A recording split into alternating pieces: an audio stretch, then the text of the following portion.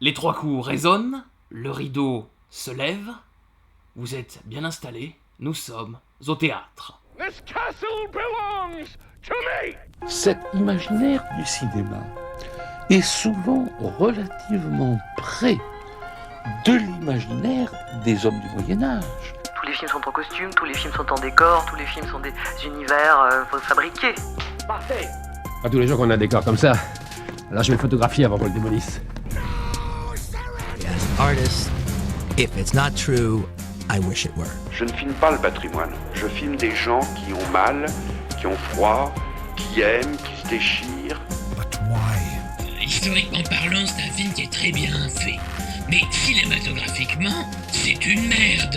Jetez-moi ça, mais jetez-moi ça dans les douves. Hola, soldat, cow-boy ou peut-être hors-la-loi, qui t'aventure ici, qui sait, pour la première fois. Délaisse ta capuche, ton feutre, ta baïonnette, et tends l'oreille. Rejoins notre petite fête. Je sens ton pas qui, tel celui d'Ésope, hésite. Aussi, voici ces intrigants qui t'invitent. Roi de toutes les punchlines, Pierre Udren. Bonjour. Réalisateur paré de sulfureux atours. À ses côtés, notre médiathécaire Édouard Fabier. Bonjour. Qui l'annonce, chantant ménétrier. Quant à moi, Christophe Germier, nouvelliste, de ces quelques mots, je suis le piètre mélodiste. Pardonnez-moi, ô césure, ô hémistiche, pour cette introduction aux allures postiches. Délaissons ces faux vers, partons en prose, plus propice au débat, quoique bien plus morose. Beaumarchais, La Fontaine, Molière, Rostand, que deux grands immortels convoqués séants. Parlons de théâtre au cinéma sans juger, tirons de ces métrages tous les vers du nez. Enfin, s'il n'y a pas ici ni d'envoi ni de touche, cela ne signifie pas qu'on évite l'escarmouche, car notre devise, quand on cherche, on trouve, même dans la merde, bienvenue dans la douve. Putain, et tu penses qu'on n'est pas payé quand même, ça c'est fou. Hein. Donner des tips. Coucou donc à tous ceux qui nous rejoignent, puisqu'on va laisser un petit peu les verres de côté. Et on va commencer par remercier nos tipeurs, peut-être justement. On va remercier Nicolas qui nous permet d'avoir actuellement ce podcast en ligne en nous permettant de payer l'abonnement. Et on va aussi remercier Antoine Bank qui nous a généreusement aidé ce mois-ci. Vous l'aurez compris, aujourd'hui on parle de théâtre, mais juste avant, une toute petite parenthèse par rapport au podcast de la dernière fois, qui est du coup le podcast sur la guerre et la temporalité, donc sur Dunkerque 1917 et Week-end à Zuidcote entre autres. Si vous avez raté l'épisode, sachez qu'il est à retrouver bien évidemment sur PodCloud et sur YouTube. Juste, on s'est rendu compte que tous les acteurs dont on avait parlé la dernière fois étaient présents dans une série que je crois, Edouard, tu as revu il n'y a pas si longtemps. Tout à fait. Cette série, c'est Band of Brothers de Steven Spielberg et Tom Hanks, série qui a été réalisée à la suite du gros succès du Il faut sauver le soldat Ryan. Tom Hanks et Steven Spielberg ont décidé de s'associer afin de faire une série qui aujourd'hui, je ne suis pas sûr qu'elle pourrait être produite vu le nombre d'acteurs qui sont présents dans cette série et qui maintenant ont un gros cachet. Il y a notamment, du coup, Michael Fassbender, Adam Scott, également Tom Hiddleston, non, Christophe? Oui, c'est ça, exactement. Ouais, vous avez Jimmy Fallon, mais celui-là, on n'en a pas parlé la dernière fois. Et James McAvoy, dont on a parlé, même Simon Pegg aussi, à l'intérieur. Donc il y a vraiment tout le cinéma britannique à l'intérieur qui vont jouer des Américains, quoi.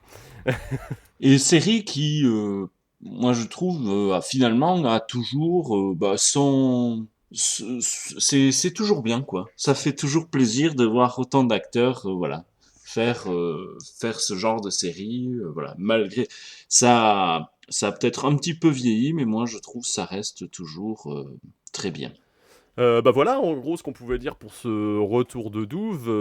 Encore de quoi remplir vos piles à visionner, comme on dit. Pierre, je pense que tu vas nous présenter le corpus du jour qui tourne, si je ne m'abuse, du coup, comme on l'a déjà bien teasé, autour du théâtre.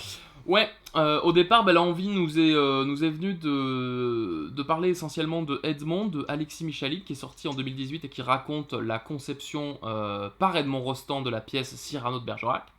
Et pour trouver un petit peu de matière à ce corpus, on s'est dit qu'on pouvait très facilement le comparer avec un film qui est sorti en 2007, qui s'appelle donc Molière, film de Laurent Tirard, avec du coup Romain Duris dans le rôle de Molière. Et puis là on a commencé à dévier, donc il se trouve qu'en 2007, la même année donc, que Molière, est sorti un film de Daniel Vigne avec Laurent Deutsch dans le rôle principal, film qui s'appelle Jean de La Fontaine, Le Défi. Et rien que pour ce titre, on s'est dit bon, il faut qu'on parle de ce film-là, quoi. Et du coup, ça nous a amené à dévier encore un petit peu et à revenir un peu sur cette thématique du théâtre en visionnant aussi un film de 96 de Édouard Molinaro avec Fabrice Lucchini qui interprète Beaumarchais l'insolent, et donc c'est le titre du film. Je sais pas du coup les films de Scorpus, qu'est-ce qu'il y en a que vous avez découvert, est-ce qu'il y en a que vous avez redécouvert, qu'est-ce que vous en avez pensé, Édouard ? Alors moi je dirais, il y en a deux qui vraiment, on va dire, font la course en tête, enfin que j'ai beaucoup aimé, qui sont Beaumarchais et Edmond. J'ai également Molière, qui est, je trouve, un très bon film. Par contre, il est vrai que La Fontaine, Le Défi, j'ai peut-être moins partagé cet enthousiasme. J'ai moins aimé, hein, disons-le. Oh, il est diplomate. Dire que effectivement, Molière et Edmond, c'est finalement la fondation d'une pièce. Beaumarchais, alors lui, va être entre guillemets entre Molière et La Fontaine, dans le sens où c'est un homme qui est lié au pouvoir, mais également qui construit une pièce. Christophe, excuse-moi, toi, qu'en as-tu pensé des films ? Sur le corpus de films, il n'y en a qu'un seul que j'ai découvert au cinéma, qui était Edmond, pour le coup. Et passer la première impression un peu étrange des dialogues, parce que c'est une pièce de théâtre qui est adaptée en film, les dialogues m'avaient fait un peu étrange dans les 10 premières minutes, et puis après je m'étais habitué à ce rythme-là. Et l'ensemble m'avait plutôt plu, même si j'avais l'impression que le second visionnage ne m'apporterait pas autant de choses que ce que ça aurait pu être, quoi. C'est-à-dire que tu le vois une fois et t'as un peu saisi tous les enjeux qu'on pouvait te présenter. J'ai découvert Beaumarchais du coup quand on a préparé ce podcast, que j'ai plutôt bien aimé, et un peu dans le même ordre que toi, Edouard. Je pense derrière je mets Molière et La Fontaine. Molière je l'avais déjà vu, donc je l'ai revu, donc je pense que du coup j'ai une impression un peu étrange de je sais tout ce qui se passe dans le film, mais je le découvre à la minute où ça se passe quand je l'ai revu. Du coup ça m'a fait un truc un peu bizarre. Je le trouve super. Il y a des scènes qui sont très très belles dans Molière pourtant. On peut spoiler allègrement, je pense, dans cette émission, mais la séquence, une des dernières séquences où Lucchini est chez les Précieuses et où Romain Duris joue la comédie, moi c'est ma scène préférée, je pense, du film. Je trouve qu'elle est assez poignante, et sous couvert de faire un truc, je trouve un peu, on va dire, léger au départ. Je trouve qu'il y a des trucs un peu dépressifs dans ce film. Moi, je sais pas, ça m'a un peu touché dans l'ensemble. Il y a vraiment cette ambiance tragicomique en permanente dedans, quoi. Voilà. Et puis Jean de La Fontaine, Le Défi, c'était une expérience. Je résumerais la chose comme ça. Je pense que le fait d'être dans un petit moment où je pouvais dire des choses à mon copain Pierre en parallèle sur le film m'a aidé concrètement, parce que c'est pas inintéressant. Le film tente beaucoup de choses, mais je pense que Pierre le dira aussi, il réussit presque jamais. Toi, Pierre, qu'est-ce que tu en as pensé ? Oh, la violence. Mais non, mais ouais, c'est un peu vrai. C'est-à-dire que moi, du corpus, alors j'avais vu aucun film. Vraiment, le mec se fout complètement du cinéma, quoi. J'avais vu aucun film, et en fait, Edmond, j'ai trouvé ça sympathique, un peu tarte à la crème, un peu poète-poète, mais pas ludique et pas désagréable, et du coup, j'ai trouvé Edmond sympathique. Beaumarchais, comme on l'a rajouté dans le corpus après, peut-être un petit peu après les autres, c'était très agréable à regarder. C'était assez chouette. Il y a un peu tout le cinéma français de l'époque dedans. Enfin, c'est un truc, c'est assez ludique. Et puis surtout, il réussit à peu près bien tout ce que Jean de La Fontaine, Le Défi foire. Jean de La Fontaine, je trouve que c'est un film vachement ambitieux. Mais il n'a pas les moyens de ses ambitions. Alors très intéressant, mais du coup sur plein de trucs ça pêche un peu, et du coup c'est un peu dommage parce que moi en le voyant j'avais vraiment cette impression de me dire oh, il y a tellement de potentiel, et ah non, force est de constater que il y a pas mal de trucs qui tombent un peu à plat quoi. Et mon petit préféré quand même de la sélection, moi c'est Molière, mais pour une raison peut-être très sentimentale au final, c'est-à-dire que on va parler de la vie privée, mais il se trouve que moi et Edouard on a fait du théâtre ensemble, et à un moment on a été amené à jouer justement en partie des petits bouts du Bourgeois gentilhomme, et en fait voilà, j'avais ça dans un coin de ma tête mais pas plus, et quand j'ai lancé le film Molière, je me suis tapé quand même une petite bouffée de nostalgie en me disant mais bordel, je connais tout en fait, j'ai l'impression de voir un remake d'un truc qu'on a déjà fait nous-mêmes, et je trouve aussi que le film est très très bien fait à plein de niveaux, thématiques, scénaristiques, dans ses partis pris. Je le trouve très intelligent, et du coup c'est pour ça que moi c'est un petit peu mon préféré de la sélection quoi. Qui êtes-vous? Edmond Rostand. Vous en avez entendu parler, hein? Monsieur Coquelin! Quoi encore? Alors, votre pièce, comédie, tragédie? Tragédie. Comédie. Le titre? Cyrano de Bergerac. Un poète avec un grand nez. Un grand nez? La répétition commence demain matin. Demain? La pièce n'est pas écrite. Très juste, écrivez-la. Ouais, pour nos avis, mais en ce qui concerne les trames des films, si les gens se posent des questions et qu'ils ont envie d'aller les voir, on est en face de 4 films qui ne partagent pas du tout les mêmes, on va dire les mêmes ambitions en termes de dramaturgie et de scénario, tout simplement. Edmond s'intéresse vraiment aux 3 semaines pendant lesquelles Edmond Rostand écrit la pièce. Donc on est vraiment dans un temps resserré, dans cette espèce de course contre la montre. On aura l'occasion de discuter de l'historicité de ce postulat de départ. Mais en tout cas, c'est un film qui est fermé, quoi. Il y a la première au bout du film, et il faut aller vers ça, quoi. Beaumarchais est presque une chronique qui s'intéresse à un moment de la vie de Beaumarchais, mais alors sur du beaucoup plus long terme, parce que j'ai quand même l'impression qu'il y a un traitement un peu elliptique par moment qui fait que en fait il va passer 4 mois en tôle, mais on va pas te le dire, quoi. Ouais, donc c'est ça. Oui, puis alors surtout le Beaumarchais, il a un point de vue qui est très... Au final, il s'intéresse assez peu au théâtre de Beaumarchais, quoi. Il s'intéresse plutôt à l'homme derrière l'image qu'on en a, quoi. Du coup ça lui donne un truc un peu marrant. C'est un film sur le théâtre où le personnage principal s'en fout complètement du théâtre, quoi. Il y a un peu ça. Et puis il y a de ça, mais il est constamment en représentation. Du coup, il y a cette interrogation-là. On peut le dire, Beaumarchais est basé sur une pièce de Sacha Guitry qui n'a jamais été montée. Voilà, au passage. Et Molière s'intéresse à un moment, en prenant une zone de flou dans la biographie de Molière. Laurent Tirard et son scénariste, du coup, s'intéresse à... essaye de créer une espèce de genèse de tout ce qui va fournir la matière des pièces de Molière, en fait, derrière, quoi. Comment cette zone de flou l'a amené à rencontrer l'inspiration, on va dire. Mais là aussi, on est sur quelque chose d'un peu fermé en termes de chronologie. On sait qu'il est embauché pour une durée temps, et qu'à la fin, il faudra qu'il retourne sur les planches, quoi. Et Jean de La Fontaine a ce côté chronique un peu à la Beaumarchais, justement, mais qui se termine avec avec un maquillage de Laurent Deutsch vieux qu'on vous laissera découvrir, quoi.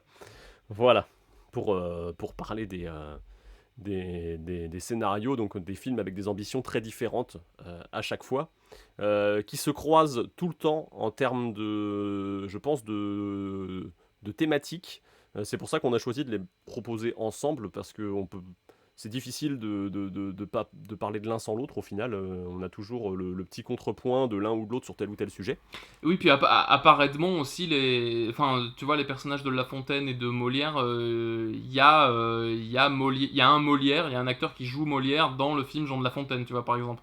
Du coup, il y a des... Enfin, je sais pas, il y a des corrélations, en fait, il y a des dynamiques de films et de scénarios qu'on retrouve un peu dans tous, quoi. Ouais, c'est ça. Et puis moi, ce que j'ai noté, c'est que dans Edmond, il y a la citation de Beaumarchais, tu vois. Il n'y a que les petits hommes qui craignent les petits écrits, qui revient. Et c'est limite si t'as pas aussi c'est quoi l'autre citation? Je m'empresse de rire de tout, de peur d'avoir à en pleurer. C'est limite si tu l'as pas dans un autre film aussi, quoi. Il y a des trucs un peu comme ça où il doit y avoir de la paraphrase ou des choses comme ça. Donc c'est vrai que tu as toujours ce lien entre ces écrivains, même si pour le coup, entre Edmond Rostand et Molière, il y a quand même 300 ans, quoi. En réalité. Mais la littérature Edouard française, comme le cinéma ou tout autre art, aime bien souvent s'auto-citer ou s'auto-référencer, hein. Enfin, que ce soit la littérature, avec les citations, ou le cinéma, ou par exemple, j'ai en tête le cinéma de Tarantino, c'est quand même le truc qui auto-référence à chaque fois le cinéma. Ouais. Oui, Pierre, tu allais dire. Non, je disais aussi que pareil, tu vois, Edmond Rostand, il crée du coup la pièce qu'il crée, c'est Cyrano de Bergerac. Cyrano de Bergerac, du coup, c'est un personnage aussi historique qui était contemporain à peu près de Molière aussi. Du coup, ils se sont croisés. Du coup, il y a aussi ce truc-là qui fait que les films en fait se croisent et s'entrecroisent à certains niveaux, quoi. Et c'est pour ça qu'on a décidé de les mettre un petit peu dans le même corpus, quoi. Ouais, et puis Cyrano doit autant à son personnage historique qu'à Dumas, qui va parler des Trois Mousquetaires. Donc du coup, Trois Mousquetaires, ça te renvoie quand même à cette période dans laquelle, même si Molière c'est un peu plus tardif, on a quand même toutes ces images-là on va dire de l'époque moderne qui reviennent et qui sont retravaillées et réajustées. Donc on a ce rapport entre tout ce joli petit monde, du coup. Sans plus s'attarder là-dessus, on pourrait passer sur le point histoire autour de ces films. Édouard Fabier. Exactement. Ça fait vraiment le tiens, démerde-toi. Alors, oui, il faut préciser qu'on est sur le podcast le plus programme du bac. Oui, complètement. Je pense. Si vous tombez dessus par hasard au mois de septembre et que à tout hasard vous passez le bac à la fin de l'année, revenez plus tard. Donc déjà, je vais commencer par Jean de La Fontaine, qui est né en 1621 et qui meurt en 1695. Du coup, poète français à grande renommée, mais qui vraiment se fera connaître grâce aux fables. Apparemment, dans le film, on le connaît plus pour ses poèmes que pour ses fables qui n'ont pas été encore écrites. Donc, on est sous le siècle de Louis XIV, qui va être très présent en fait dans le film de La Fontaine. Et après, du coup, je vais faire son contemporain, Molière, qui est né en 1622 et qui va mourir en 1673. On est également sous le siècle éclairé de Louis XIV. Après, j'enchaîne sans transition sur notre ami Beaumarchais. Donc, je vais citer ces dates. Il un petit bond dans le temps. Voilà, petit bond dans le temps, vu qu'il naît en 1732 et meurt en 1799. Mais là, on va s'intéresser dans le film plus particulièrement aux années 1773 à, on va dire, 1777, la période où on va le voir avoir des démêlés avec l'affaire Goesman, mais également Beaumarchais devenir agent secret pour le compte de la France, pour apporter notamment des armes aux insurgés américains des futurs États-Unis. Et on va faire encore un bond dans le temps de pas mal de siècles avec Edmond Rostand qui naît en 1868 et qui meurt en 1918 à Paris de la grippe espagnole. Finalement, un petit peu le Covid de l'époque. Waouh. La transition. Et pour mentionner quand même Savinien de Cyrano de Bergerac, qui est au centre de la pièce de Rostand, lui, ses dates, ça va être 1619-1655, donc on va le retrouver dans le même coin que du coup Molière et La Fontaine. Le personnage historique, bien évidemment. Qui a pas grand chose à voir pour le coup avec le personnage de Cyrano de la pièce qu'on connaît tous, quoi. Non, même si il y a 2-3 petits trucs qui sont assez fins pour le coup. Pour repréparer le corpus, j'ai re-regardé le film avec Depardieu. Du coup, il y avait des choses dont je me souvenais pas, mais il y a notamment le rapport à tout ce qui est de la lune et du soleil dans les dialogues. qui est là pour souligner la grande œuvre de Savinien de Cyrano, qui est Les États et Empires de la Lune et du Soleil. Voilà, donc ça c'est un proto-roman de science-fiction, ce truc-là, mais qui est là pour faire dialoguer, on va dire, les grandes idées du siècle, quelque part. Voilà, donc c'est quelque chose d'un peu costaud même, si vous voulez vous pencher là-dessus. C'est intéressant, mais c'est un peu costaud. Voilà. Le sieur Molière s'engage à préparer le sieur Jourdain en vue d'une prestation qu'il donnera devant la marquise. Car c'est d'amour dont il est question. Celui que je porte à Célimène. Faites-moi le cheval. Ah non, pas le cheval. Je veux être au sommet de la perfection. Le sieur Molière s'engage à garder le secret absolu auprès de Madame Jourdain. Madame Jourdain. Votre nom, monsieur? Tartuffe. Sur le plan historique, ce qu'on peut noter, c'est le rapport à l'histoire des 4 films, qui est somme toute très différent. De l'un à l'autre, on n'a pas du tout les mêmes ambitions de contextualisation en fait des films. Pierre, peut-être? Non, Ouais. Bah, alors, ce qu'on avait un petit peu dégagé, c'est que notamment le film Edmond, du coup, a un côté très ludique, très pédagogique en fait dans son approche de sa dramaturgie, quoi, et historique. De comment on fait le théâtre en fait. Lui il s'intéresse vraiment aux coulisses quelque part. Oui, c'est ça, il y a vraiment... Alors il est adapté vraiment directement d'une pièce de théâtre aussi, du coup ça se retrouve, alors pas forcément dans la mise en scène, mais ça se retrouve notamment dans le nombre de lieux utilisés dans le film, dans la façon dont les scènes sont organisées. Il a un petit peu ce truc là qui fait que justement... comme Cyrano de Bergerac la pièce, Edmond, ça a été un très gros succès en salle. Effectivement, il y a un côté très abordable en fait pour, je pense, un spectateur qui n'y connaît pas grand chose. On te présente le siècle dans lequel il est avec, tu sais, c'est un peu des images d'Épinal, quoi. C'est-à-dire qu'au début, on va te présenter en quelques images le Paris de l'époque. Cette photo qui est très connue, qui est celle du train qui est sorti de la gare Montparnasse, je crois, qu'on voit aussi dans le film Hugo Cabret de Martin Scorsese, mais du coup qui instinctivement te place en tant que spectateur juste une petite ambiance. Il y a une voix off qui t'aide vraiment, qui te dit oui, cette période c'était... Et puis il y a un petit côté film de Noël, la musique, la neige, tu vois, il y a ce petit truc que je trouve un peu film anglais Noël, quoi. C'est ça, ouais. En fait, Edmond, t'as vraiment pas besoin de beaucoup pour rentrer dedans, quoi. Tu t'es guidé, t'es accompagné, et c'est tout doux, quoi. Ce qui donne un peu, c'est ce côté très grand public, en fait, du film, un petit peu. Et dans son rapport à l'histoire, comme il théâtralise un petit peu tout, forcément, il en rajoute, en fait, un petit peu des caisses. Et alors ça, on a remarqué, je pense, par rapport à l'histoire telle qu'elle était, la version qu'en a fait Alexis Michalik, qui écrit et réalise et le film et la pièce. C'est un film qui prend beaucoup de liberté en fait, historique, qui prend quand même pas mal de petits trucs qui sont assez intéressants, quoi. Quand on se penche vers la vraie histoire de l'avant-première, notamment de Cyrano de Bergerac, on se rend compte qu'il y a plein de trucs qui sont pas dans le film, qui auraient mérité, en tout cas qui auraient été, je pense, pour d'autres réalisateurs, qui auraient été super intéressants d'un point de vue cinématographique. Notamment le fait, on parlait de cette avant-première, le film fait l'amalgame entre la répétition générale et la première de la pièce. En fait, il transforme, parce que historiquement, je crois que la pièce a eu un succès énorme, mais pendant sa générale, en fait, qui était qui n'était pas la première pour le coup. Il y a eu cette espèce de succès, les gens sont venus voir la pièce à la générale. Il y a eu un succès et la première a été plus tard et a renforcé du coup le succès de ce truc-là. Mais le film fait le choix de dire la première et la générale c'est la même chose. Ouais, complètement.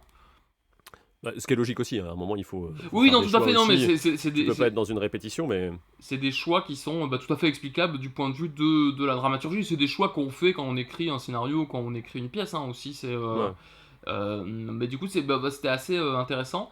Sur les autres films, Molière, très clairement, c'est un peu une féerie, moi j'ai tendance à penser, un truc très hors du temps, c'est-à-dire qu'il nous présente au début un contexte historique très rapidement, un peu sérieux, mais en fait tout le film est un flashback, et tout le film en fait c'est Molière qui est un peu coincé chez quelqu'un qui a racheté ses dettes et qui se trouve être en fait Monsieur Jourdain, et donc qui va devenir l'inspiration du bourgeois gentilhomme.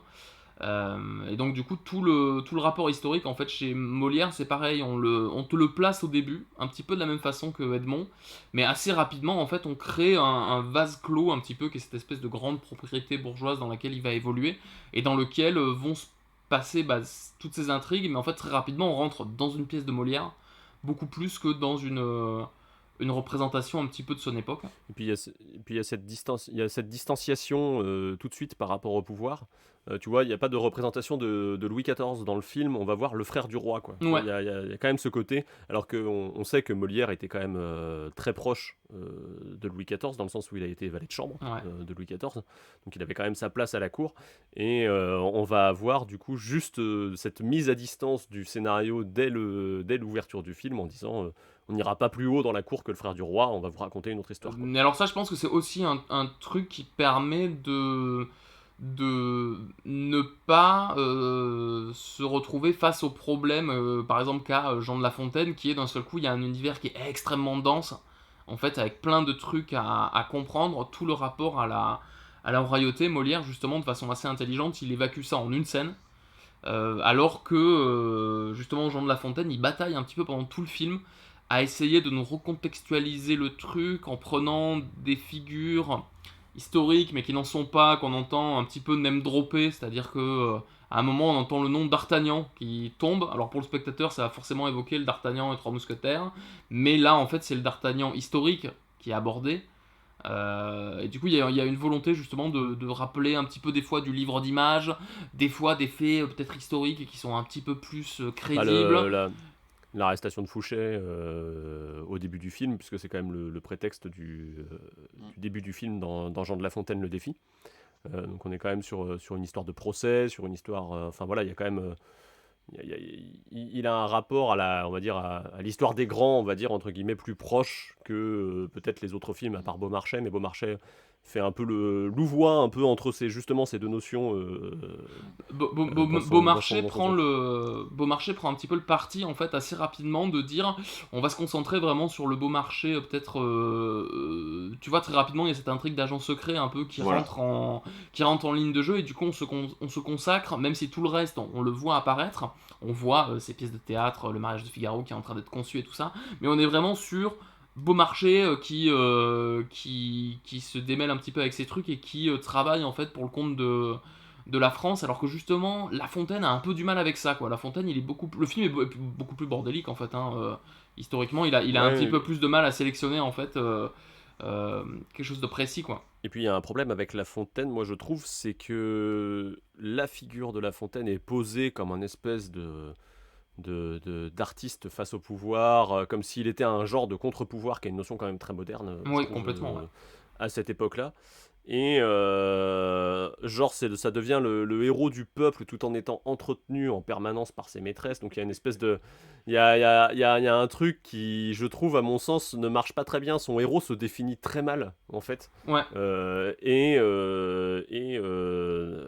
y a vraiment un problème dans l'écriture à ce niveau-là. Alors peut-être que Jean de La Fontaine, c'était pas le bon personnage. Mais c'est ça. Ça. Assez rapidement, c'est ça qui vient à l'idée, hein, parce que c'est pour ça qu'on a mis Beaumarchais aussi dans le corpus. C'est qu'en fait, Jean de La Fontaine, je pense, dans son idée de ce qu'il veut faire comme film, est très très inspiré de Beaumarchais. Mais là où Beaumarchais est un choix plutôt très intéressant de montrer quelqu'un qui est quand même dans le système de la royauté, qui travaille pour le roi, mais qui est en fait précurseur de la révolution sur point de point. Jean de La Fontaine, on peut pas dire que ce soit vraiment un contre-pouvoir super efficace, quoi. C'est un mec qui se moque, et on essaie de nous le vendre comme le début d'une révolution dont on sait pertinemment que il meurt avant, on sait pas pertinemment, mais Jean de La Fontaine, d'après les dates que Édouard nous a données, il meurt bien avant Louis XIV, donc en fait son histoire, à la fin de son histoire, il peut pas être le point de départ de la révolution, quoi. Il peut être l'homme qui a moqué, qui a singé la cour pour en souligner les défauts, mais il peut pas être une figure comme Beaumarchais qui va devenir qui est le terreau, parangon de la libre pensée, tu vois. C'est un truc un peu comme ça, quoi. Les fables quand même sont restées très très centré dans un milieu éclairé, et lu dans un milieu éclairé. D'ailleurs, le film le montre. Le peuple, finalement, le peuple, la seule représentation du peuple qu'on a dans le film, c'est à la taverne, quoi. Ou Ouais, c'est ça. avec... Et puis après, il y a la représentation de La Fontaine qui, pareil, est pas... Enfin, c'est vraiment, tu vois, le bourgeois ultra complet qui est un peu un espèce de pseudo-parasite du système. Alors, c'était peut-être un peu vrai à l'époque, mais disons là, dans la façon dont ça nous l'est montré, comme forcément on a un regard actuel, c'est pas fifou, quoi. Et il y a une volonté de dépoussiérer le personnage, tu vois, parce qu'on a l'image un peu de Père Castor quand tu parles de La Fontaine, on l'a tous étudié, tout le monde a au moins une fable ou deux qui connaît. Il y a un peu ce truc-là, et le film volontairement dit nous on va dépoussiérer ça, on va vous montrer que La Fontaine c'était pas ce personnage-là. Et tu vois, Molière, on pourrait penser qu'il fait ça aussi. On pourrait penser qu'il dit ah regardez Molière, on va vous montrer que c'était pas Molière, mais en fait si, il reste quand même tout en étant un peu, tu vois, incarné par Romain Duris. Et regardez, il est jeune, il est dynamique.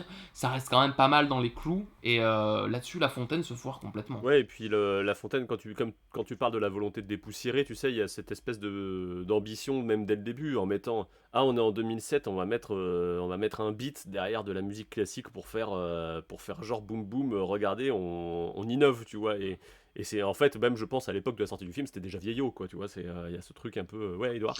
On nous vend, je pense, ouais, voilà, La Fontaine comme une rockstar, alors qu'au final, c'est juste un conteur, quoi. C'est ça, ouais, il y a un peu ça. Et puis, moi, il y a un truc que je trouve... Il y a un moment dans le film où je trouve qu'il touche un truc intéressant, et c'est dommage que ça se soit pas développé.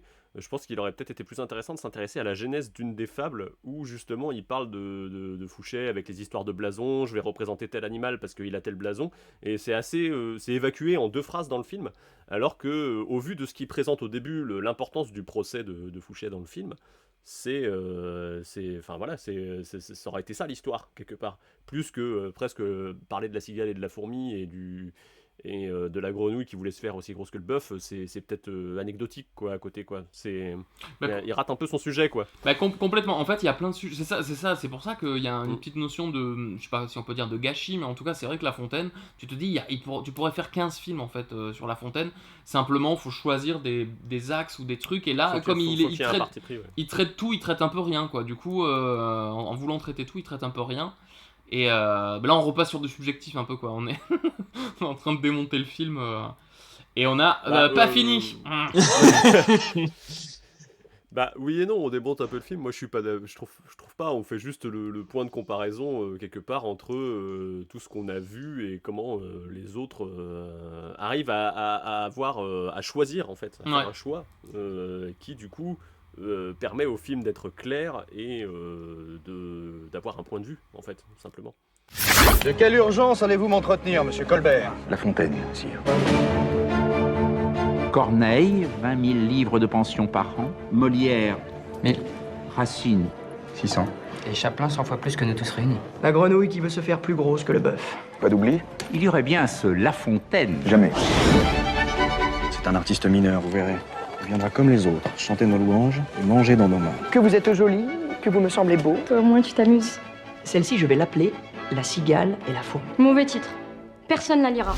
D'ailleurs, je sais pas si vous partagez ce point de vue, mais souvent, pour faire un bon film, il faut choisir des axes, ne pas essayer de raconter tout, car on ne pourra pas être, exhaustif.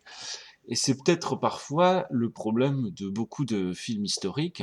Beaumarchais a une vision claire, on va vous raconter sa vie finalement d'agent secret, même si on évoque le mariage de Figaro et la vision aussi qu'avaient ses contemporains de Beaumarchais, quoi. On peut voir qu'il se fait acclamer par le peuple autant que la noblesse.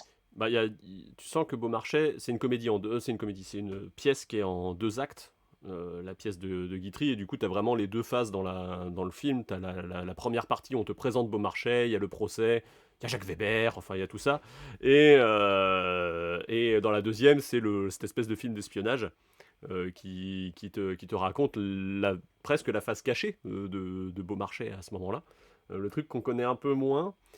Pendant toute cette partie du film, il il récuse vraiment sa personnalité théâtrale, le fait qu'il soit écrivain et tout ça, et il finit par se réconcilier avec à la fin. Et je trouve qu'il y a une espèce d'intelligence de mise en scène à la fin, sur la dernière scène où il est derrière cette espèce de grille, où il y a l'ombre de la grille sur son visage, où il est à distance de sa propre pièce, et la grille finit par se lever, et le personnage est réconcilié avec l'écrivain en fait. Et j'ai trouvé ça plutôt malin, ouais. C'est peut-être celui où j'ai trouvé qu'il y avait le plus de petits trucs de mise en scène comme ça, parfois qui m'émoustillaient un peu. Je dois dire. Les autres sont plus polissés dans leur mise en scène et plus narratifs quelque part. Ce qu'on peut dire aussi, c'est quand même de façon... parce qu'on parle de cinéma historique, en fait, tous ces films, il n'y en a aucun qui a une volonté vraiment profonde d'être 100% historique, quoi. Tous, ils nous proposent, je trouve, à leur façon... quelque chose d'assez décalé, tu vois. Beaumarchais, il y a certaines scènes qui sont très ludiques et très... Enfin, tu vois, je pense à un moment, il est en train de gérer un procès en tant que juge, et puis il y a un mec qui vient le provoquer en duel. Là, d'un seul coup, on passe dans un truc très Cyrano, justement, très pantalonnade. Ouais, et puis tu découvres que Lucchini sait manier une épée, quoi. Oui, c'est ça, oui, genre, voilà, c'est une grosse surprise, c'est quoi. surprenant. Et mais en fait, tous les films, je trouve, ils ont il n'y en a aucun qui a une volonté d'être 100% historiquement réaliste, quoi. Oui, et puis si on prend juste Edmond, il y a quelque chose qui est jamais présenté, c'est que Edmond Rostand, c'est un enfant de la défaite de 1870. Le succès de Cyrano, il est dû au sentiment national qu'on est en train d'inculquer dans les écoles à l'époque. Enfin, faut être lucide. C'est le héros français qui en prend plein la gueule, qui perd mais qui se redresse. C'est pas anodin. Les deux autres pièces qu'écrit derrière Edmond Rostand, c'est L'Aiglon, ça parle de Napoléon, et la suivante c'est Chanteclair, c'est le coq français. Enfin, tu vois, on est quand même sur un écrivain qui est, je pense, le fruit d'une période où la France se sent blessée, humiliée, mais qui, avec panache, se redresse. Elle a son verbe pour elle, sa baguette, son saucisson, tu vois. Il y a un truc un peu comme ça. Mais et ça, par contre, c'est évacué par le film, tu vois. Oui, c'est absolument pas abordé par le film, qui a une vision justement très moderne. Moi, j'ai l'impression que c'est, tu vois, on a l'impression, alors c'est très résumé ce que je vais dire, mais que justement dans le film, la façon dont il était présenté, Edmond Rostand, c'est un mec qui est au RSA, tu vois, qui va perdre ses droits et qui vite doit pondre une pièce ou un truc comme ça, tu vois. Il y a un peu cette notion là qui est très moderne, quoi, pour le coup, d'un gars qui est un peu, il y a tout qui lui tombe dessus, il est un peu accablé par son travail et trucs, et du coup tu vois le contexte historique justement que tu disais, celui-là il est quasiment il est même pas abordé, quoi, en fait. Non, il est inexistant. Je pense, ouais, voilà, comme vous avez dit, Michalik a fait un choix qui, je pense, aujourd'hui, si on évoquait la défaite de 70, etc., je suis pas sûr que ça parlerait beaucoup au public. Autant les guerres mondiales, enfin, si Edmond Rostand avait vécu dans l'entre-deux-guerres, ça aurait parlé parce que les gens, voilà, les guerres mondiales sont assez évoquées. Alors que la défaite de 70, on l'évoque en général lorsqu'on parle de la guerre de 14, comme une sorte de... Enfin, la guerre de 14 constituerait une revanche sur 1870. Mais voilà. Mais après, ça ne parle pas beaucoup, je pense, au public. Et du coup, Michalik a choisi de délaisser l'aspect de écrivain, on va dire patriote, même si c'est pas vraiment... il est patriote sans être nationaliste, en fait, Rostand, quelque part. Mais ça, effectivement, c'est compliqué d'aborder ce sujet-là si t'en fais pas un gros sujet du film. Mais je pense que Michalik, à aucun moment, c'est sa volonté, quoi. Lui, il a envie de faire un truc pédagogique sur le théâtre, tu vois, c'est aussi... Et puis, il est dans la continuité un peu il est dans la continuité de toutes ces visions de génie du créateur, quelque part, d'une part. Et dans la droite lignée 20 ans plus tard de Shakespeare in Love aussi, tu vois, il y a un truc dans ce style-là. Oui, en termes de... Ouais, complètement, ouais. Dans le même lien avec Shakespeare, on a le fait qu'il y a un film de notre corpus qui s'y rattache, c'est Molière, dans le sens où Shakespeare comme Molière ont des des biographies très en zone de flou. Il y a des manques, ce qui fait que certaines personnes récusent la paternité des œuvres de Molière comme de Shakespeare. Mais ça sera un autre sujet. Ce qu'il faut savoir, c'est que c'est cette zone de flou que choisissent d'exploiter ceux qui ont fait le film Molière, puisque du dramaturge, on ne conserve aujourd'hui que les actes notariaux signés de sa main, et on n'a aucune trace de sa correspondance. La correspondance de Molière a complètement disparu, et on est obligé de reconstituer sa vie au travers de biographies officielles qui sont parues un peu après sa mort, et des gens qui en parlent autour de lui, et aussi bien évidemment de ses pièces, qu'est-ce qu'elles peuvent vouloir dire du personnage dont on ne saurait rien. Et du coup c'est pour ça que c'est assez malin d'aller créer cette petite histoire, cette petite matrice originelle dans le film de Laurent Tirard, quoi. Et il y a autre chose que le film de Laurent Tirard interroge, je ne sais pas ce que vous en avez pensé, mais on disait que Jean de La Fontaine n'arrivait pas trop à faire cette représentation de la cour.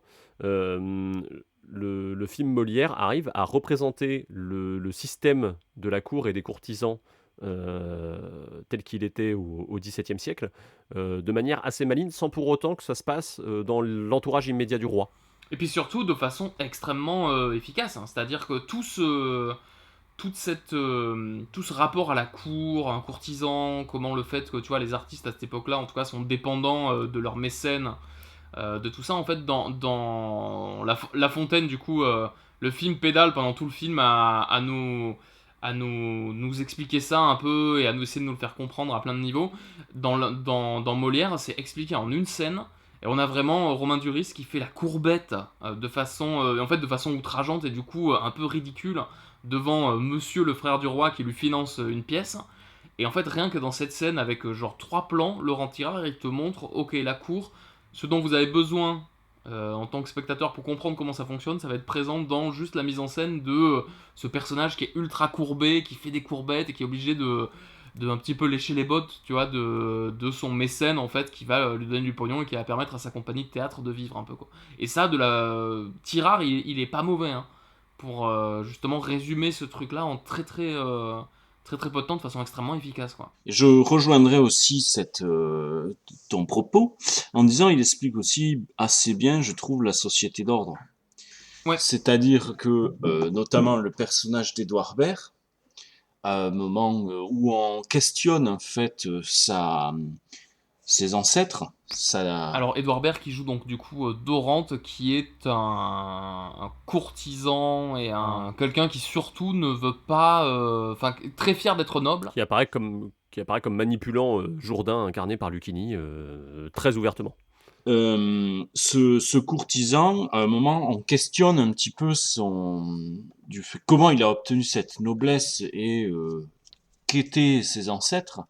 On dit, oui, c'était des marchands. Lui, il récuse totalement cette accusation. Pour lui, on est noble de père en fils et sa noblesse est pure.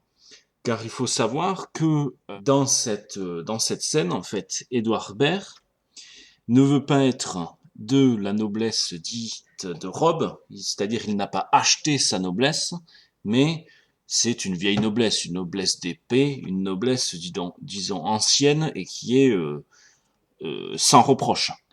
Voilà. Il faut savoir que c'est à cette époque, et même avant, enfin, là on a atteint un paroxysme où l'achat de la noblesse, pour les plus riches, atteint son plein potentiel. On va dire ces fils de marchands qui sont devenus nobles, la noblesse parvenue est très mal vue de la vieille noblesse, de la noblesse d'épée.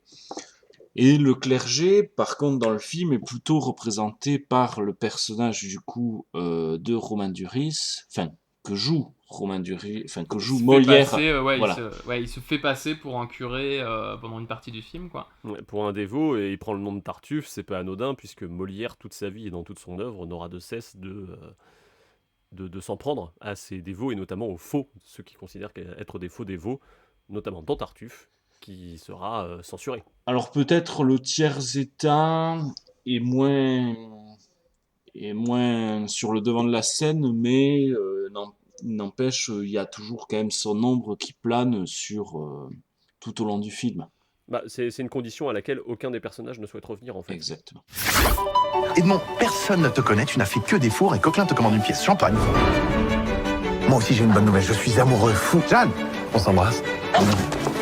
Faut la faire rêver, lui dire de belles choses. Qu'est-ce que je dis alors? Jeanne! Ah, c'est vous? Si mes mots sont hésitants. Si mes mots sont hésitants, C'est parce qu'il fait nuit. c'est parce qu'il fait nuit. Je ne vois pas le rapport. Je vais à ma pièce. Christian lui avoue qu'il ne sait pas s'y prendre avec les femmes. Alors Cyrano lui propose de l'aider. Ça manque un peu de cul. Je vous préviens, cher Myrmidon, qu'à la fin de l'envoi, je... Louche? Je touche. Nous allons modestement créer ensemble un chef-d'œuvre. Comme à chaque fois. Voici l'auteur, Edmond Rostand, génie. Comme à chaque fois. Edmond, tu as rencontré quelqu'un? J'ai rencontré l'inspiration. Allons messieurs, dames, au travail. Première dans une semaine. Et pour rebondir là-dessus, sur le Cyrano, du coup, et sur la fin de Cyrano, moi, il y a une question que je me suis posée, mais une fois de plus, ça va à la subjectivité.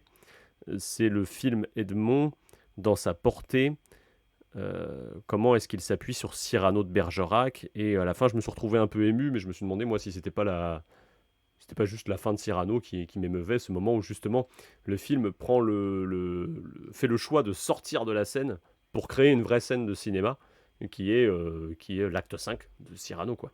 Oui, c'est ça, c'est-à-dire qu'on va, pendant tout le film, on est sur une pièce de théâtre avec des acteurs, des comédiens qui répètent, et pour nous montrer la fin de la pièce de Cyrano, où Cyrano, donc du coup, meurt, et que c'est une scène très, très émouvante, là, le film décide de vraiment ne plus être sur une pièce de théâtre, quoi, vraiment de nous dire, regardez, on est comme si ça se passait vraiment, et c'est de façon assez étonnante, oui, on se demande, est-ce qu'il chope pas un peu... est-ce qu'il récupère pas, tu vois, même le film avec Depardieu, dans lequel il interprète Cyrano, est-ce qu'il récupère pas tu vois aussi, l'aura de ce truc-là, c'est ça, ouais, l'émotion de ce truc-là, quoi. Même si je trouve que là, pour le coup, il est assez intelligent parce que, déjà, il y a son décor qui est quand même le décor qui est sur la scène, mais je trouve qu'en faisant un choix, ne serait-ce que de l'abbaye, qui est quand même architecturalement très différente de celle de la fin du film de Rapneau de 1990, fait le choix quand même de s'en détacher un peu. Alors forcément ça lorgne un peu vers, c'est impossible de pas avoir la référence au Cyrano de Bergerac avec Depardieu en tête quand tu mates Edmond, c'est quasi impossible. Mais je trouve qu'il arrive quand même à faire le choix de s'en détacher un petit peu pour proposer au moins autre chose, on va dire. Après ça marche un peu, on a forcément l'autre truc en tête, mais ça a le mérite d'essayer de tenter une autre approche avec ces deux sièges face à face où les deux personnages sont installés, quoi. Et c'est rigolo parce que ce qu'on aborde de la pièce de Cyrano dans Edmond, même si on parle des 5 actes, ça se limite à 3 vraiment gros passages de la pièce. C'est-à-dire qu'on va vraiment avoir la tirade du nez, le balcon et le final, quoi. Ouais. On a un petit peu la guerre à un moment, donc l'acte 4 de Cyrano, si je dis pas de bêtises, qui est présent, mais vraiment les 3 grosses scènes que tu retiens en sortant, c'est qu'il y a eu ces 3-là. Et le film fait le choix d'évacuer une tirade qui est pourtant chère à la plupart des acteurs qui ont incarné Cyrano, qui est la tirade des non-merci. Ouais. Qui est cette tirade où Cyrano refuse d'être un vendu qui prête sa plume à des nobles, et où il y a cette phrase qu'on peut retrouver, ne pas monter bien haut peut-être, mais tout seul. Et il y a quelque chose qui est assez intelligent et qui pour le coup me touche un peu, plutôt que dans ce moment-là, le film lui préfère la scène du bar de la fin, où ils sont tous un peu démunis, où ils savent pas trop s'ils vont pouvoir jouer la pièce ou pas.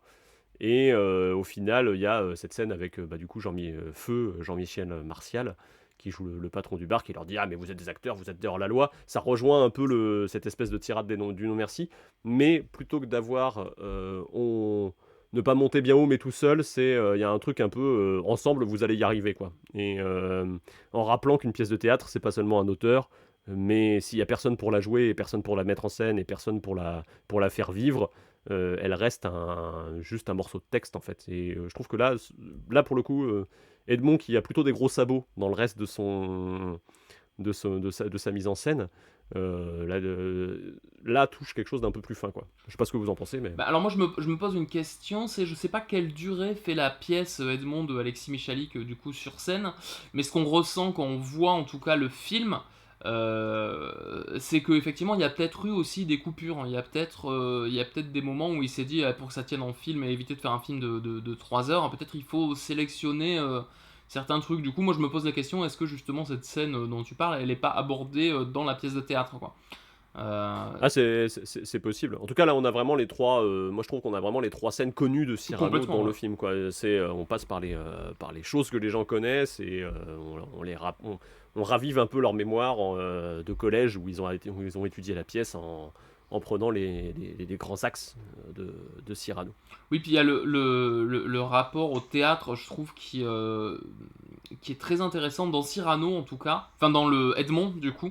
Il y a ce truc-là qui est très intéressant dans sa conception, c'est que c'est un acteur et metteur en scène de théâtre qui se retrouve à justement parler de théâtre dans un film. Et je sais pas, justement, ce rapport à la théâtralité qui est compliqué, parce qu'une pièce de théâtre adaptée en film, alors après on aime ou on n'aime pas, tu vois, mais moi je pense qu'un film comme le Dîner de con, tu vois, par exemple, qui est genre l'exemple type de la pièce de théâtre qu'on porte à l'écran, pour moi c'est un enfer à regarder, quoi. C'est-à-dire que c'est un espèce de huis clos, mais qu'en fait qui est défini par des codes de théâtre qui n'ont plus lieu d'être au cinéma. Et justement il y a plein de films qui, je trouve, dans ce portage en fait à l'écran. Prénom ouais, le prénom, mais voilà, mais complètement, je pense à ça aussi, le prénom. En fait, tu vois, un bon film peut être un huis clos, ça y a pas de problème, mais souvent une pièce de théâtre est forcée, adaptée en film, d'être un huis clos. Et je trouve que Michalik, il arrive à éviter ça en faisant peut-être des trucs de mise en scène qui sont un peu. Des fois, ça part un peu dans tous les sens, mais en fait, il fait ce truc-là où il amène en tout cas du mouvement à son image et un truc très très dynamique, je trouve, dans le rythme. Que je trouve très très intéressant, quoi. Même si c'est moi le truc qui m'a un peu rebuté avec Edmond, c'est le fait que la pièce est quand même peu adaptée, quoi. Il a vraiment pris les dialogues de la pièce pour les refoutre tels quels au ciné, et ben tu l'avais dit, Christophe, au début, ça fait un peu bizarre quand même, quoi. Ouais, c'est un peu étrange. Après, une fois que t'es rentré dedans, je trouve que ça va mieux. Mais le fait est que Michalik voulait faire un film avant de faire une pièce. En fait, il voulait raconter l'histoire d'Edmond Rostand sous forme cinématographique, et il n'a pas trouvé de producteur, donc il l'a transformé en pièce. Et c'est cette pièce qui a eu du succès et qu'il a fini par réadapter au cinéma. Donc je pense que dès le départ, c'est quelqu'un qui avait une ambition plus cinématographique pour son biopic d'Edmond Rostand, peut-être, et qui avait peut-être déjà des images au moment où il a créé la pièce en tête, qu'il avait envie de montrer, et qui va finir par réussir à montrer quelque part. Et je trouve dans la mise en scène, il fait un truc assez similaire justement à ce que fait Laurent Tirard, tu vois, avec Molière, c'est-à-dire de vraiment apporter beaucoup de dynamisme dans des scènes qui, la plupart du temps, sont quand même des scènes entre guillemets assez posées, quoi. C'est-à-dire que c'est, tu vois, des gens qui dialoguent parce que t'as un héritage théâtral qui est là. Et je trouve que les deux arrivent très très bien à amener du mouvement, en fait. À amener du mouvement. Alors je trouve ça chez Molière très intéressant, parce que des fois il te montre, il y a une scène notamment dans Molière, moi, que j'ai beaucoup aimé. C'est une scène où on te montre que Molière, du coup incarné par Romain Duris, est en fait un acteur de tragédie assez nul. Et du coup là il te montre vraiment la tragédie telle que faite à l'époque, et en fait il y a une volonté que ce soit drôle, parce que quand tu regardes la scène c'est un peu piteux, et il y a deux mecs qui arrivent sur scène pour demander à Molière de payer ses dettes. Et là, du coup, Molière se sent obligé de les ridiculiser. Et en fait, on passe vraiment dans une scène un petit peu potache à la Molière. Et justement, dans sa mise en scène, Laurent Tirard, il simplifie à ce moment-là sa mise en scène pour donner l'impression au spectateur de regarder du théâtre. Alors que tout le reste du film, même si on parle de théâtre, il garde quand même bien cette idée de on est au cinéma, la caméra peut faire des trucs que la théâtralité ne peut pas.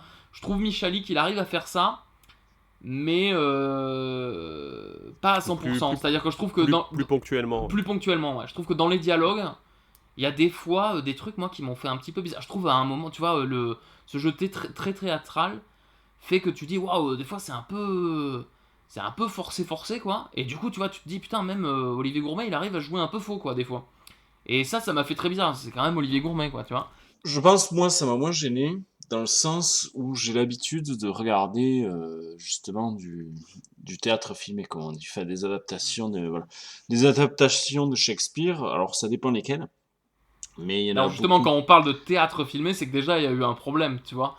Ouais, C'est que tu vois, il y a plusieurs façons d'adapter. Non, mais je Un pense que truc. Edouard, quand il dit théâtre filmé, c'est des pièces représentées, Voilà. c'est une capture de pièces sur scène. Ah, une captation, quoi, vraiment. Ça dépend. Une captation, Les ouais, deux. voilà, c'est ça, Les je deux. cherchais le mot, Moi, là. je regarde autant les captations que les adaptations de théâtre en film. Qui, d'ailleurs, font parfois... vu que c'est Shakespeare, un des auteurs les plus adaptés en film, mais qui choisissent d'adapter le texte ou pas. Et je trouve, bien souvent, ça dépend du choix des acteurs et des choix du réalisateur, quoi. Autant il y en a qui vont être directement dans une filiation théâtrale et qui vont pas hésiter à en faire des caisses. Je pense notamment à Titus, avec Anthony Hopkins. Voilà. Et la musique de 300. Exactement. Ou alors qu'il y en a qui s'inspirent en fait de la pièce de Shakespeare, mais en se passant en fait totalement du texte. Mais donc c'est pour ça en fait que moi ça ne m'a pas gêné, mais je comprends tout à fait pour quelqu'un qui n'est pas habitué que le texte, on va dire copier-coller pour des dialogues de cinéma fasse très bizarre, parce qu'on a l'impression effectivement c'est un peu et oui, et voilà, grâce à vos yeux. Mais oui, c'est ça, il y a un peu ce truc-là. Après, je trouve que par contre, Edmond a un truc qui est très intéressant, c'est qu'il te montre aussi le théâtre de l'époque d'Edmond Rostand. Et t'as notamment tout un truc, alors qui a en plus une mise en abîme assez marrante, c'est-à-dire qu'on a... dans le film, Edmond Rostand, il est considéré par les autres auteurs théâtraux comme un peu une espèce de ringard qui fait une pièce en vers. Et ce qui n'est pas le cas ce qui n'est pas le cas historiquement. Ce qui n'est pas le cas historiquement, oui. D'ailleurs, le film, on peut le préciser. Le film te fait un peu passer Edmond Rostand comme étant un gars qui a pas toutes les chances avec lui, alors qu'en vrai, Edmond Rostand, quand même, là, c'est un peu destiné au succès quand même, quoi, à ce moment-là de sa vie. C'est aussi un auteur reconnu qui a bossé pour Sarah Bernard, qui est peut-être même son amant, qui sait, on sait toujours pas. Ah ouais. Ouais, donc il y a toujours la suspicion que ce soit un des amants de Sarah Bernard. Ah, c'est génial ça. Mais il y a tout ce truc-là dans la présentation du personnage d'Edmond Rostand qui est assez marrante, quand on te présente aussi l'auteur, pas que de Cyrano, quoi, l'auteur qu'il est avant. Et on te présente aussi alors ils sont présentés comme des antagonistes, mais on a du coup Feydeau, qui est interprété en plus par Alexis Michalik, donc le réalisateur du film et l'auteur de la pièce, et il prend un malin plaisir à dégommer Feydeau en faisant des scènes très Feydeau, justement, quoi. Il raconte Edmond, il raconte Rostand en faisant un Feydeau, même, clairement. Hein. On est sur quelque chose d'un peu vaudeville, même tout du long, hein, je trouve, dans ce rapport-là. Mais c'est vrai que c'est rigolo, ouais, le fait que ce soit lui qui l'incarne, il y a cette volonté de je suis celui qui vous fait la pièce qui parle d'une pièce que je vais mettre au cinéma qui raconte une pièce, tu vois. Dans ta gueule, Christopher Nolan. Dans le film Edmond, presque si... Alors tu vas me dire, Pierre et Christophe, vous allez me dire si ma comparaison est un peu hasardeuse, mais presque Feydeau, si on faisait un parallèle avec aujourd'hui, ça serait le Franck Antoniente de l'époque, selon Edmond. Le Fabien Antoniente. Voilà, le Fabien. Oui, mais si, il est décrit comme ça. Alors, attends, d'un seul coup, ça vous oblige à voir qui est Fabien Antoniente. Mais non, effectivement, tu vois, il y a un peu ce truc-là de l'auteur ultra populaire. Mais en fait, c'est marrant parce que, tu vois, il te présente Feydeau comme étant cet auteur ultra populaire, très imbu de lui-même, un peu gogol. Et quand tu regardes Edmond maintenant, c'est un peu l'image, tu vois, qu'on peut avoir aussi de la pièce Edmond dans le contexte actuel, tu vois. Donc il y a tout un truc là-dedans qui est assez ludique, en fait, moi je trouve, qui est d'espèce de couche de compréhension du film, de la pièce, du truc qui rend, je trouve, Edmond assez intéressant, quoi. Et puisqu'on peut faire un petit parallèle, 6 mois après 8 mois après la sortie d'Edmond, sort au cinéma en 2019 une adaptation du Dindon de Georges Feydeau. Tout à fait. Avec Danny Boone, et qui se viande au box-office, mais un truc, c'est d'une violence assez phénoménale, quoi. Ouais. Genre 100 000 entrées ou un truc comme ça. Donc c'est intéressant de se dire que il a raconté Rostand en faisant un Feydeau, il a eu un succès monstre, et tu adaptes Feydeau peut-être un peu pour ce qu'il était, en essayant peut-être de le moderniser un peu, mais un peu pour ce qu'il était, et ça passe plus si bien aujourd'hui, quoi, quelque part. Ah ben, ça. Comme on dit souvent dans ce podcast, les films et les œuvres sont aussi les œuvres de leur temps. C'est-à-dire que le contexte dans lequel elles ont été écrites et jouées joue aussi sur la perception que l'on en a. Complètement, et puis même, tu vois, autant, je pense que Molière, il est très inspiré d'un film comme Shakespeare in Love, tu vois, qui date de sa période. Edmond, il a forcément ce rapport à la théâtralité qui est très moderne quand même, mais tu vois, même je pense qu'un film comme Beaumarchais, qui date de 96, tu ne le raconterais pas pareil aujourd'hui, tu vois. Je pense que quand le film sort en 96, on est encore dans un souvenir du bicentenaire de la Révolution française. Tu vois, qui avait donné lieu à plein de films, plein d'œuvres d'art, du coup, et c'était pas si longtemps que ça avant. Maintenant, je pense qu'on n'aborderait pas, par exemple, le personnage de Beaumarchais et son rôle enfin, tu vois, de précurseur de la Révolution française, pareil, alors qu'on est, tu vois, à 96, c'est pas si loin que ça, en fait, quand on y réfléchit, quoi. Mais Beaumarchais, il a un truc un peu particulier, puisque on l'a dit, c'est une pièce de Sacha Guitry à la base. Et c'est une pièce de Sacha Guitry qui arrive après la Seconde Guerre mondiale, où, à la sortie de laquelle, cet auteur qui est dramaturge et cinéaste va être un peu... va même être accusé, mis en procès pour connivence avec le régime de Pétain. Donc, écrire une pièce en 1950 qui parle d'un auteur qui a un peu de problème avec la paternité de son œuvre, qui est mis en procès quand même au début de la pièce, et qui finalement se range un peu du côté du pouvoir en disant j'étais agent secret, tu vois. Il y a un truc, il doit y avoir quelque chose de révélateur là-dedans. Alors je n'ai pas les outils d'analyse pour le faire ressortir, mais j'ai pas pu m'empêcher de m'interroger tout au long du visionnage du film sur l'histoire de Sacha Guitry qui existait derrière le personnage de Beaumarchais tel qu'on nous le racontait. Et je sais pas quelle est la liberté d'adaptation qu'a pris le réalisateur quand il a adapté la pièce. Vous aimez Beaumarchais? Oui, c'est un homme loyal. C'est aussi un intrigant. Pour un auteur dramatique, c'est toute une qualité. Cet homme est un faussaire et un imposteur dont nous devons purger la société. Vive Beaumarchais! D'abord qu'il cesse de s'en prendre au Parlement. Dans mes bras, homme libre. Monsieur, je vous défends. Et moi, je vous attaque. Je dépose une plainte en diffamation.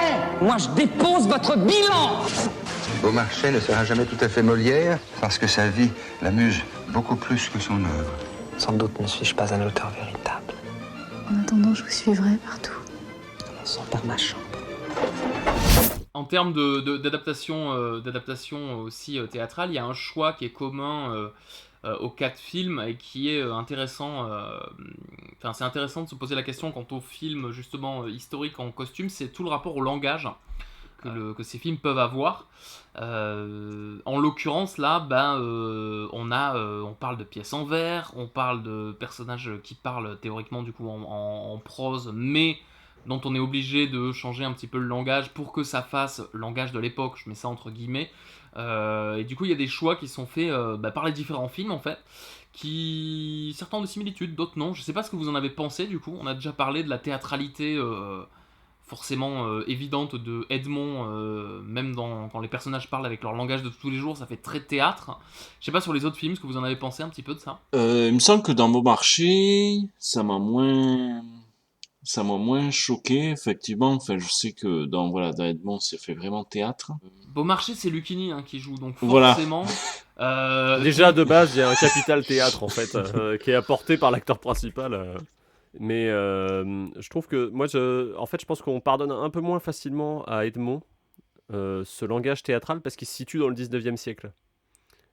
Je pense qu'on a plus de facilité à avoir des gens qui parlent comme des livres, et comme des pièces de théâtre.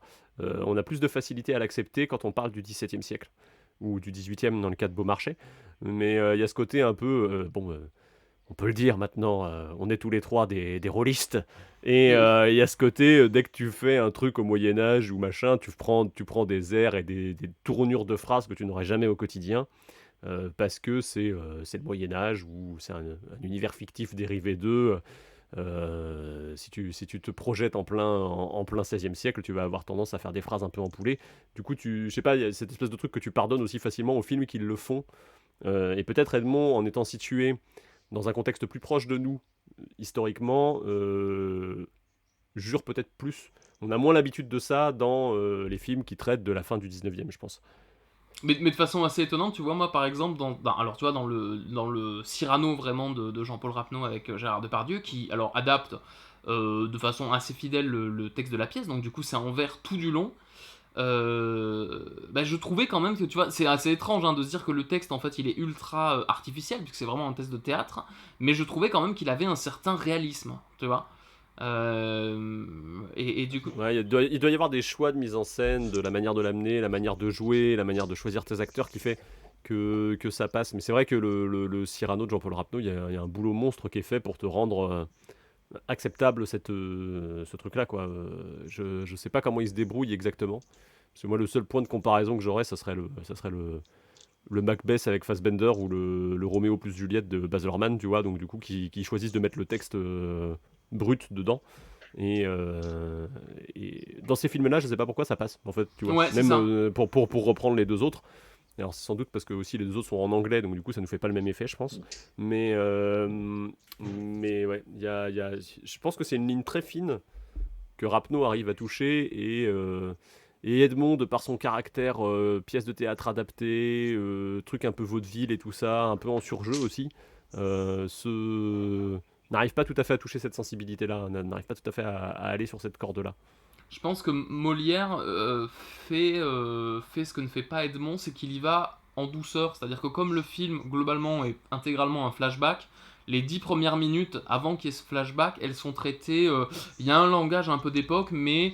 Enfin, d'époque entre guillemets, c'est un langage d'époque de cinéma, quoi. C'est-à-dire que c'est des dialogues qu'on a écrits pour que ça représente un peu comment les gens pouvaient parler à l'époque. Je sais pas du tout ce qu'il en était vraiment, mais du coup ça y va un petit peu tranquillement, quoi. Et puis à partir du moment où Molière est chez donc Monsieur Jourdain, là justement il y a Lucchini qui rentre en scène, et du coup c'est un petit peu là on peut y aller beaucoup plus dans des tournures qui font très théâtre et autres. Je pense qu'il justement il y a ce choix de contexte en fait qui fait beaucoup, quoi. Édouard ? Pour rebondir sur ce que tu disais, à mon avis, si les générations de 2150, par exemple, regardent des films de Audiard, ils vont se dire, oh, punaise, ils parlaient tous comme ça, ça va amener peut-être des rôlistes de 2150 à se dire, on va jouer les personnages des années 2000, et ils veulent parler tous comme ça. Donc effectivement... Regardez Kaamelott, ça date de cette époque-là, ils parlaient vraiment comme ça à l'époque. Dis donc mon petit Non père. mais Edouard soulève un truc intéressant, c'est qu'on n'a pas de documents audio pour cette époque. Tout à fait, ouais. Tout ce qu'on a, c'est les bouquins et pour beaucoup les interprétations théâtrales de textes théâtraux. Donc forcément, on s'imagine que c'était comme ça et on a tendance à représenter ça dans le quotidien de cette époque-là. Alors que Edmond, on a des enregistrements audio de cette époque-là et on sait très bien qu'il parlait pas comme ça. Donc c'est deux choses assez différentes. Peut-être Sarah Bernard parlait comme ça. D'ailleurs, je sais pas ce que vous en pensez. Je pense aux évolutions. Les films ont quand même aussi une vision, notamment du langage, mais aussi de la femme, qui est assez différent. Ouais, ils ont tous ce rapport à la femme comme une muse, ces Ouais, 4 films. complètement. Ils ont tous un rapport à l'adultère, aussi. Oui. Oui. Qui est très policé et très gentillet dans Edmond. Parce qu'on est sur un film très grand public, je pense. Et alors que les autres, ils vont un peu plus, tu vois, genre Beaumarchais, libertin, ok, c'est pas un problème, quoi. Tu vois, il y a un truc un peu comme ça qui est admis. Même il y a ce côté un peu, oui, 17e siècle, le siècle de la dépravation. Du coup, ça y est, La Fontaine, il nique partout, quoi. Mais là aussi, il y a un choix scénaristique qui est important, je pense, à faire quand tu es réalisateur ou scénariste d'un film comme ça. C'est que tu es obligé de te dire ça va être vu par des gens de notre époque. Et du coup, tu vois, on sait très bien qu'un mec comme La Fontaine, potentiellement, il a été marié pour affaire, quoi. Tu vois, c'est pas forcément un mariage d'amour. Et donc, sous-entendu, tu vois, effectivement que tu vois, des gens qui étaient mariés à l'époque pouvaient tu vois, avoir des histoires à côté un petit peu comme ça, mais t'es obligé de le présenter avec un point de vue de notre époque, et je trouve que Molière fait ça de façon assez intelligente, c'est-à-dire que tu sais que Molière, il y a un peu une femme qui a été la femme de sa vie qui est présentée, mais comme tout le film est un flashback, il va pouvoir te montrer une histoire d'amour en fait, qui est même un peu triste, qui donne un petit peu de réalisme au film, parce que t'as un peu, tu vois... T'as Molière, il va réussir lui à s'émanciper, alors que la nana qu'il aime, bah non, elle restera un peu avec sa vie de... Tu vois, ça sera jamais quelqu'un d'épanoui à 100%. Ça, c'est assez intéressant, et je trouve que là-dedans, il nous le rend un petit peu humain. La Fontaine, c'est compliqué, quoi, parce qu'on nous montre vraiment La Fontaine qui est entretenue pendant tout le film, qui va niquer à droite à gauche, qui est odieux avec tout le monde, et du coup, là, il y a un point de vue qui peut-être est assez historique, mais quand tu regardes le film, tu dis juste, ouais, bah, c'est un connard, quoi, en fait. Ouais, t'as aucune sympathie pour le personnage à aucun moment, quoi. Alors que ouais, c'est ça. Alors que Lucchini, tu vois, qui joue donc du coup Beaumarchais, l'insolent, dont on te le montre comme étant un libertin qui va tremper son zboob à droite à gauche, il y a quand même... Pardon, désolé, je vois Edouard qui rigole. Il y a quand même une volonté de se dire, à un moment, la personne avec... alors qui est interprétée par Sandrine Kimberlin dans le film, je sais pas le nom du personnage. Ce personnage-là va quand même être énormément valorisé, je trouve, en tant que... alors à la fois muse, mais aussi, tu sens qu'à un moment, c'est un peu elle qui tient la baraque. Et aussi, il y a quelque chose qui... Alors c'est juste une scène, mais elle est très intéressante, qui te rend Beaumarchais sympathique, je trouve. C'est que... Quand il arrive et que c'est son protégé qui est au lit avec elle. C'est ça, exactement, tu vois. Et en fait, il y a... cette espèce d'acceptation... C'est ça, en fait, il y a ce truc-là de lui, tu sais, qui va voir ailleurs, et du coup que c'est un mari infidèle, et en fait, quand elle fait la même chose, lui, il comprend. Tu vois, et c'est juste une mini-scène qui est genre vraiment une réplique, un regard, un plan, mais rien que ça... te donne une dimension supplémentaire au personnage qui fait que, tu vois, ce truc-là est un petit peu plus accepté. Alors que, tu vois, quand La Fontaine, il traite sa femme comme de la merde, alors que, tu vois, t'es là, bah, quand même, mon gars, c'est chaud, ton truc, tu vois, c'est beaucoup plus complexe, quoi. Et je trouve je sais pas ce que vous pensez aussi du choix du traitement de la femme de... Alors, je sais pas, j'ai oublié son nom, évidemment, parce que je l'ai pas noté. De Edmond, du coup, dans le film de Michalik, où là c'est intéressant parce que le personnage historique de Rosemonde Gérard, du coup, oui. Bah, il est revu à la baisse dans le film, et ça c'est un peu bizarre parce que Rosemonde Gérard, bah, il est fractionné, voilà, je pense, ouais, entre son amante, sa muse, son inspiratrice qui va être Jeanne, et Rosemonde Gérard, la bonne épouse. En fait, je pense que Michalik fait le choix de dire la femme qui l'a soutenue, c'est Rosemonde, la femme qui l'a inspirée, c'est Jeanne. Mais dans les faits, c'était un peu une seule et même personne, puisque Rosemonde va énormément soutenir et encourager la prose la plume de... Bah attends, mais... Ouais. de Edmond Rostand. C'est même elle qui va sortir de la poubelle la tirade du nez, tu vois. Donc du coup, on lui dit... tu vois, il y a un truc un peu comme ça, on lui doit quand même pas mal dans Cyrano, quoi. Et c'est elle qui file la thune aussi pour permettre de monter la pièce, Exactement. je crois, à un moment. Enfin, il y a un côté, justement, quand tu connais la réalité historique, c'est un peu bizarre de voir ce personnage-là un peu réduit, tu vois, à ce truc-là de la bonne épouse, quoi. Et c'est elle aussi qui va remplacer, justement, au pied levé, l'actrice qui devait jouer Roxane. Complètement. Alors ça, c'est effectivement, et dans le film, là, c'est le personnage de Jeanne, la muse, qui est un peu... Ça, c'est un choix que je trouve... Alors, tu vois, pour le coup, j'arrive pas à me l'expliquer à 100%, quoi. Je trouve ça un peu dommage. On avait l'occasion de faire de la figure de la femme de l'artiste. Autre chose que je suis marié à un artiste, donc je subis un peu. Et c'est pas le cas. Et du coup, je trouve que là, ça rate un peu son truc. Tu vois ? C'est-à-dire que dans Edmond, il y a le personnage de Sarah Bernard qui est la star du moment et exerce une espèce de, si on peut dire, de pouvoir sur Edmond. C'est elle qui le finance, plus ou moins, enfin, qui le parraine, on va dire. Qui le soutient, ouais. Voilà. Et dans Molière, on a le personnage... C'est Madame Jourdain, alors voilà. Elle est interprétée par qui ? Parce que pareil, l'actrice est super. Voilà, qui elle aussi est clairement la femme de pouvoir, alors que dans Beaumarchais et dans La Fontaine, les femmes ont l'air plutôt placées au second plan, on va dire. Enfin, c'est mon point de vue. Hein. C'est Laura Morante qui interprète la femme de Monsieur Jourdain, enfin Elmire, du coup, dans Molière. Qui a vraiment un truc, tu vois, quelque chose de très tragique. Pour le coup, je trouve que son personnage a quelque chose de super intéressant. Et je trouve que c'est elle qui amène justement toute cette profondeur à ce film-là. Mais dans les femmes, il y en a une autre dans Molière qui est abordée, qui est la personnage de Madeleine, à qui Molière écrit pendant tout le film. Madeleine Béjart, qui est reconnue pour avoir été celle qui a énormément soutenu Molière dans ses pièces, et dont Molière finira par épouser la fille. Ouais, très chelou ça. Alors là, c'est pareil. Étrange, hein. Ça fait partie des zones d'ombre dans la vie de Molière que quand t'es maintenant, tu dis, bah, on sait pas en fait, mais ça avait l'air d'être un beau bordel quand même, quoi. C'est ça. Bon, en tout cas, il allait chez elle. Mais est-ce qu'il allait voir la mère ou la fille, le doute plane sur ce truc-là, quoi.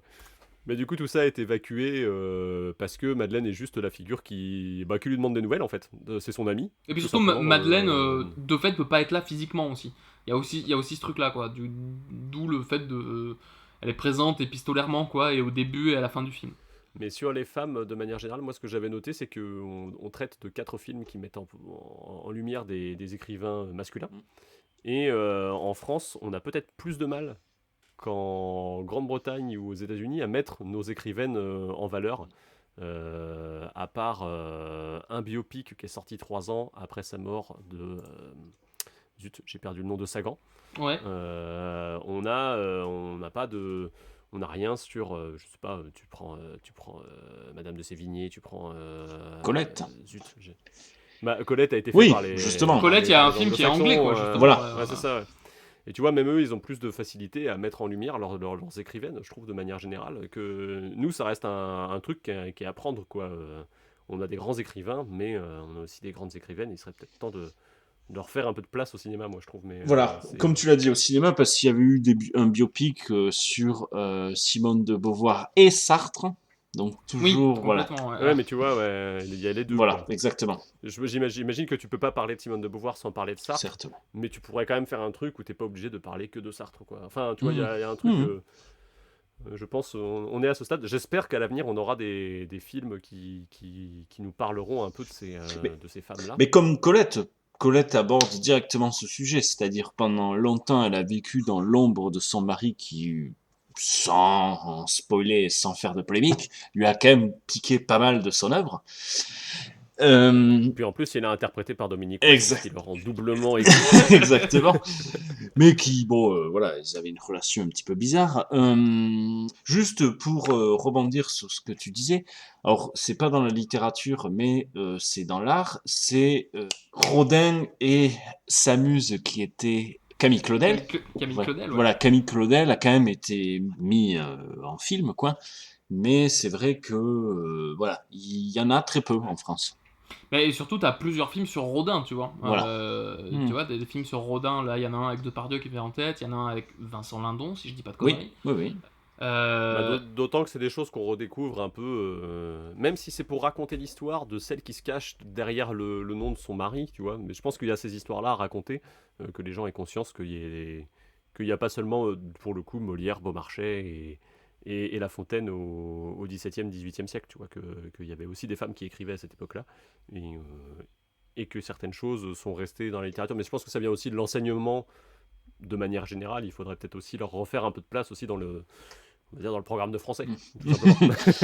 Il y a ce truc-là qui est abordé, alors de façon, moi j'ai trouvé peut-être un peu maladroite dans Jean de La Fontaine, c'est par contre la notion de mécénat, en fait, le fait que lui, il est financé essentiellement par, alors j'ai zappé son nom évidemment, des femmes, beaucoup trop... Il c'est ça, plusieurs. mais par... ouais, c'est ça, il y a plusieurs femmes du coup qui le payent, en fait, pour justement mettre au point ces fables, quoi. Et ce qui renforce un petit peu en tout cas sur Jean de La Fontaine, c'est vraiment ça, cette idée de... il a un côté Clodo, quoi, un peu, quand même. Je sais pas, vous, la notion de mécénat, du coup, telle qu'elle est abordée dans les films, vous en avez pensé quoi, vous C'est étrange parce que c'est pas du tout les mêmes selon les films, quoi. C'est ce qu'on disait sur Edmond. Il y a le montage financier de sa pièce qui se fait plus ou moins difficilement.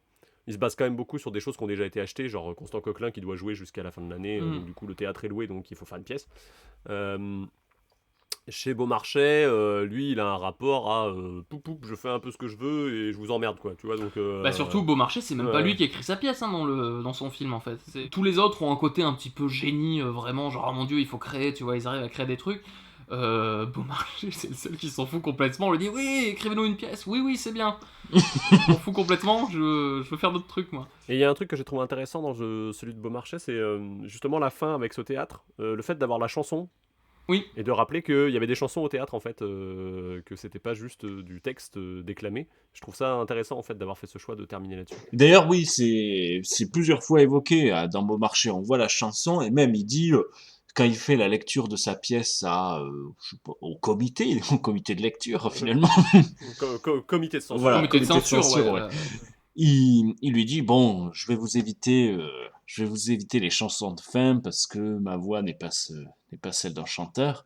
Et voilà. Et on voit que les chansons étaient très présentes dans les pièces.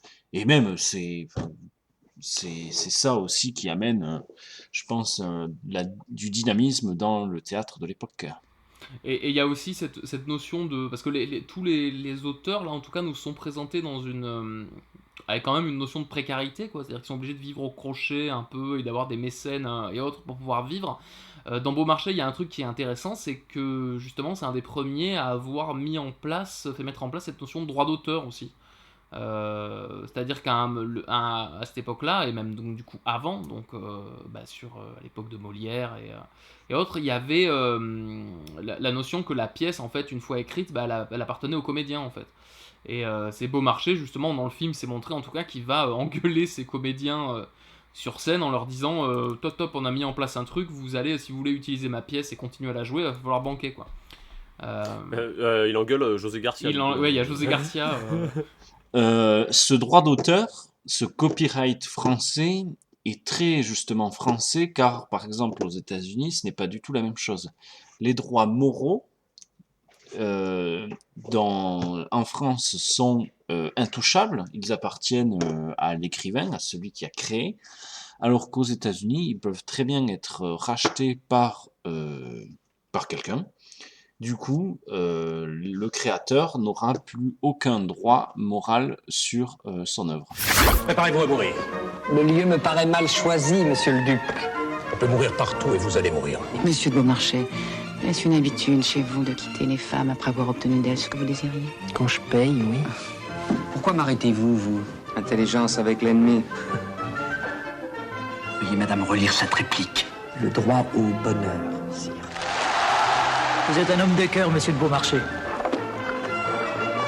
C'est de la mort que je vends. Il ne me reste plus qu'une arme, celle de mes ennemis. Agent secret, vous ne dites rien. Les mots me manquent, sire. C'est bien la première fois. D'ailleurs, si je peux faire un rapide pont, voilà, Beaumarchais, dans le film, on peut voir, est vu comme un héros finalement aux États-Unis. Il est remercié pour son aide qu'il a apportée dans la lutte. En France, clairement, on n'a pas l'impression. Parce que c'est lui qui a se présentait comme ça dans le film. Alors après, j'ai vraiment pas eu le temps de me pencher sur l'historicité de la chose.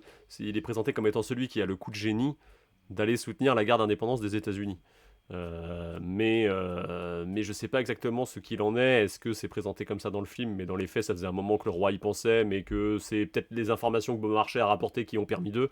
Je sais pas exactement. Mais en tout cas, il est présenté un peu comme ça, quoi. Dans les faits, on sait qu'il a financé beaucoup de cargaisons d'armes et de matériel ou autre à ses frais.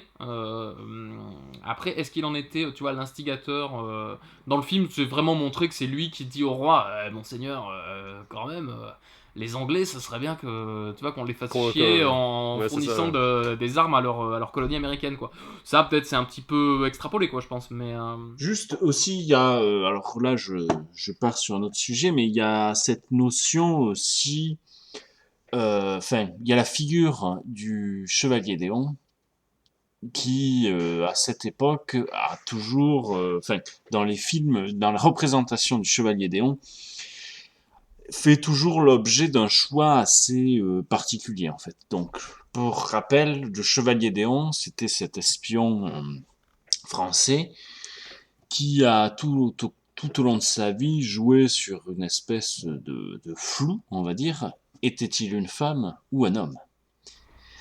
Et Ouais, pardon, vas-y. oui, voilà, dans Beaumarchais, ils ont choisi de le faire jouer par une actrice. C'est Claire Nebout, du coup, c'est marrant, qui correspond pas du tout. On a des portraits du Chevalier Déon. A priori, il y a un consensus qui vient à dire maintenant que c'était plutôt un homme, tu vois. Du coup, là, vraiment, il y a une volonté de le faire jouer par justement une actrice et de lui donner un côté très... Il y a une notion très romantique un peu dans la présentation de ce personnage, quoi. C'est-à-dire que on a un peu l'impression dans le film que c'est vraiment une projection de l'esprit de Beaumarchais qui est très content d'être agent secret et qui va s'encanailler, tu vois, en se retrouvant dans une sorte de pseudo James Bond d'époque. Je sais pas ce que ça vous a fait un peu comme impression. Ouais, et puis en même temps qui est marqué par l'héritage de Dumas, je trouve, c'est Milady. Hein. Oui, complètement, ouais. Donc du coup, on a ce truc-là, je trouve, dedans, qui est assez présent. Cette espèce de... En plus, c'est entre l'Angleterre et la France, donc je trouve que tu as vraiment cette image qui est évoquée. Dans 2 minutes, Beaumarchais part chercher les ferrets de la reine, tu vois. C'est, Et du coup, sans transition, puisqu'on parlait de ce choix de mettre une actrice dans le rôle du Chevalier Déon, qu'est-ce que vous avez pensé des choix de casting de ce corpus? Est-ce qu'on garde Jean de La Fontaine pour la fin? Oui. On peut, parce qu'on va avoir des trucs à dire. Je trouve, globalement, il y a des choix qui sont intéressants dans tous les films. Si on commence par Edmond, je trouve qu'il y a une distribution qui est un peu atypique et qui est pas mal intelligente, quoi. C'est-à-dire qu'il y a beaucoup d'acteurs. Alors, tout comme Cyrano de Bergerac à l'époque, Edmond, il y a un casting qui est énorme.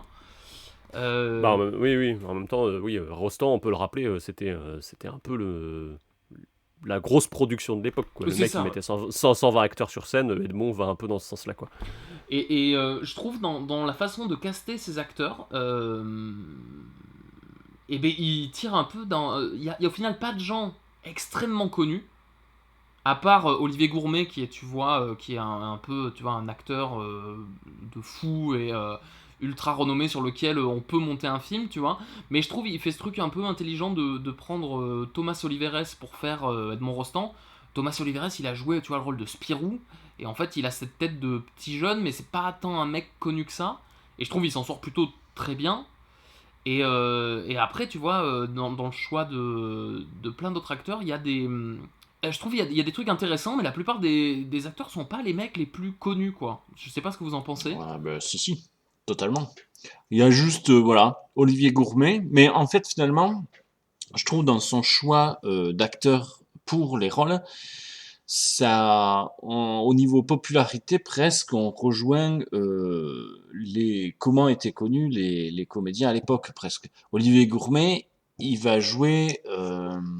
Constant Coquelin. Voilà, Coquelin, qui, à l'époque, était plutôt la star, quoi. Et Clémentine Célarié va jouer Sarah Bernard, qui, pareil, c'est les 2 acteurs qui, dans la production, sont relativement connus, là, dans le film Edmond. Et, Ouais. Après, il fait des trucs intéressants. Par exemple, tu vois, pour jouer le rôle de cette actrice populaire, donc Maria Legault, qui joue du coup le rôle, tu vois, le rôle de Roxane, en tout cas dans la pièce Cyrano, il va prendre Mathilde Seigné, et c'est un choix qui, pareil, est très intéressant, parce que justement, Mathilde Seigné, tu vois, on l'a vu dans les films camping et dans des trucs qui sont très très populaires, quoi. Et je trouve que là aussi, il y a quelque chose d'assez... d'assez intéressant dans le choix des acteurs, en tout cas, sur tout ce film. Il y a un personnage qui est très très intéressant, qui est Monsieur Honoré, du coup, qui est le patron d'un bar dans lequel les acteurs vont un petit peu tout le long du film, qui est joué par Jean-Michel Martial. Et en fait, c'est un acteur qui est connu, moi je trouve beaucoup. En fait, j'ai reconnu sa voix, tu sais, instantanément. Il a fait beaucoup de doublage. Et quand tu l'entends, tu reconnais sa voix avant de le reconnaître lui, en fait. Et pour le coup, c'est le seul acteur qui vient de la pièce de théâtre sur les planches. C'est le seul de la distribution qui va reprendre son rôle. Et malheureusement, Jean-Michel Martial nous a quittés 8 mois après la sortie d'Edmond, donc en septembre 2019. Concernant la distribution vous préférez prendre par quel bout, Lucchini, par le bout Beaumarchais ou par le bout Molière? Je pense on attaque par Molière, non, peut-être? Ouais, bah Molière, on a une distribution qui est, je pense, est très représentative du cinéma de 2007. Ouais, et qui est très intelligente, moi, je trouve. Et ce duo Lucchini-Duris, c'est pas la première fois qu'on va la voir. Enfin, je sais pas si c'est pas la première fois, mais c'est pas la première fois qu'on le verra. On va le retrouver dans Paris de Cédric Clapiche notamment. Ah oui, tout à fait. Donc on va avoir des dont on avait été à l'avant-première ensemble. On a vu Romain Duris en vrai. Et, et du coup, c'est une association qui, je pense, marche bien, ces deux acteurs. Sachant ensemble. que le fait de prendre Romain Duris à l'époque pour jouer Molière, c'est un choix un petit peu culotté quand même, quoi, parce qu'il va amener Romain Duris, tu vois, il est à 200% tout le temps en fait, et du coup il amène cette espèce de gravité, je trouve, un petit peu là où on l'attendait pas forcément, quoi, tu vois. Ouais, il arrive et je trouve que rien que dans la scène d'introduction, il te pose le truc. Enfin, moi, du coup, j'ai maté La Fontaine un jour, le Molière le lendemain, et en une scène, c'était plié, quoi. Ouais. Le jeu d'acteur de Duris sur la première scène est juste. Enfin, il est hyper bon, quoi, tout simplement. Et pareil, il y a un super choix de caster Édouard Baird en Dorante, justement. Alors, Édouard Baird, c'est un peu au final l'acteur fétiche de Laurent Tirard, puisque il joue dans son premier film, il va jouer quand Laurent Tirard part faire Astérix. C'est Édouard Baird qui joue Astérix. Qui joue Astérix. Alors, ça, choix plutôt étonnant, choix intéressant, choix pas complètement foiré, mais c'est étonnant, quoi. C'est un Astérix particulier. Là, par contre, le fait de choisir, tu vois, Édouard Baird qui a cette image de mec très. Oui, du Verbeux. café, tu vois, très mondain, quoi. Le faire jouer Dorante, qui aussi est un personnage très mondain, il y a un choix là qui est super intéressant dans le fait que t'as pas besoin d'une description formidable du personnage pour comprendre qui il est, vu qu'il est joué par Édouard Baird. Et puis les femmes dans tout ce casting, les deux qu'on va trouver représentées, les deux femmes courtisées, une par inadvertance, qui est la Elmire Jourdain, qui est jouée par Laura Morant, dont on a déjà parlé, puis Ludivine Sagnier à côté qui va jouer Célimène, la précieuse dont Monsieur Jourdain a été pris. Et qui le fait très bien aussi. Hein. Et qui le fait très très bien. Mais Ludivine Sagnier, elle joue particulièrement bien les nanas un peu détestables parce qu'elles sont un peu bébêtes. Hein. Je trouve que on retrouve souvent ça dans sa filmo, et je trouve que justement la précieuse ridicule, parce que c'est ça, elle le fait super bien, quoi. Donc voilà, casting impeccable de ce côté-là, mais très différent, puisqu'on va on va quand même s'appuyer sur des gens qui sont plus connus en termes de rôles, qui ont déjà eu un certain succès. Et puis on arrive sur Beaumarchais, qui pour le coup ont fait un rétro-pédalage en termes de casting. On arrive en 96, et alors là c'est marrant parce qu'il y a tout le monde, même ceux qui aujourd'hui sont hyper connus en fait, mais qui à l'époque étaient des jeunes premiers, quoi. Donc si on doit parler juste des petits jeunes premiers, vous allez avoir José Garcia, Alain Chabat qui vont avoir des petites scènes, et vous avez même François Morel qui fait une apparition à un moment de quelques plans, mais qui suffisent. T'es là, t'es trop content qu'il y ait François Morel, et presque je suis content d'avoir vu le film aujourd'hui plutôt qu'à l'époque, parce que le connaître aujourd'hui me permet d'apprécier ce genre de petits moments, quoi. Mais c'est marrant parce que là, François Morel joue... Alors il joue le paysan de Kaamelott. Non mais c'est ça, il joue le paysan de Kaamelott, mais en fait, tu vois, il joue vraiment un mec qui vient demander de l'aide, enfin qui intente un procès au duc de Condé ou je sais pas quoi, parce que les mecs en chassant ont défoncé un mur chez lui. Donc du coup vraiment un truc très très périphérique. Et moi je trouve qu'il y a un peu le François Morel des Deschiens aussi, quoi. C'est-à-dire le François Morel du tout début, tu vois, dans leur sketch où ils font Monsieur de Villiers, tu vois, des trucs comme ça. Et je trouve que c'est pareil, tu vois, le choix de ces acteurs-là... Sachant que les Deschiens, c'est la même époque, ouais, tout à fait. Ouais. Exactement. Il y a deux époques dans les Deschiens, je vais vérifier juste les époques. Il y en a une 93-98, donc quand on prend plein dedans. Il y a la deuxième période qui est 2000-2002. Ouais, non, et voilà. Bah, du coup, ouais, je trouve que Beaumarchais l'Insolent, en termes de casting, il y a un peu tout le monde, quoi. C'est-à-dire que t'as même... Jean-Yann. Alors t'as Jean-Yann, ouais, qui est pas mal, hein. Jean-Yann, il joue bien les connards, quoi. T'as Michel... Il y a Weber, il y a Jacques Weber. Il y a Jacques Weber. Et il y a les femmes, quand même. Et complètement, femmes, ouais. Tout à fait. Il y a Isabelle Carré, il y a Sandrine Kimberlin. À des périodes où, tu vois, maintenant, Isabelle Carré, c'est un peu genre la meilleure actrice du cinéma français. Là, elle joue un mini-rôle d'actrice, tu vois, sur une scène à mi-chemin entre ça et une figuration. Sandrine Kimberlin qui, pareil, tu vois, est une actrice ultra établie. Là, elle joue en fait la jeune première. C'est assez marrant dans les choix. Et il y a des acteurs qui ont, tu vois, un peu complètement disparu. Je pense à Manuel Blanc, qui est un peu le protagoniste du film, qui joue Jean-Philippe Gudin, du coup, qui est ce mec qui va rentrer dans l'univers de Beaumarchais, qui va l'aider à écrire sa pièce, et c'est un peu avec lui qu'on rentre, tu vois, dans le film. Acteur dont je... Tu vois, je serais bien en mal de dire de qu'est-ce où qu'il il est maintenant, quoi. C'est ça, ouais, complètement. À noter qu'il y a une voix qui est faite par Roger Carrel, du coup, qui est la voix. Alors ça, c'est un truc intéressant aussi. Il y a du coup Benjamin Franklin, donc un des pères fondateurs des États-Unis, une des figures de la guerre d'indépendance américaine, qui est présentée dans le film, puisque Beaumarchais va lui vendre des armes et donc du coup l'aider dans son truc. Il est joué par un acteur américain, donc Jeff Nuttall. Exact.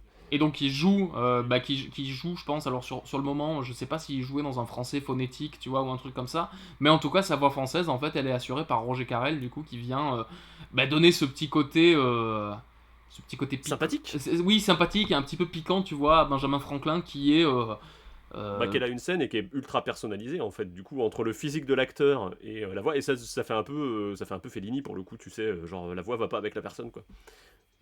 Mais ça arrive qu'une scène. Mais ça nous place ultra bien Benjamin Franklin, qui est, tu vois, pareil, une personnalité qui a été ultra... dès que tu fais un film qui touche de loin la Révolution américaine, t'es obligé d'avoir ton mec qui joue Benjamin Franklin dedans.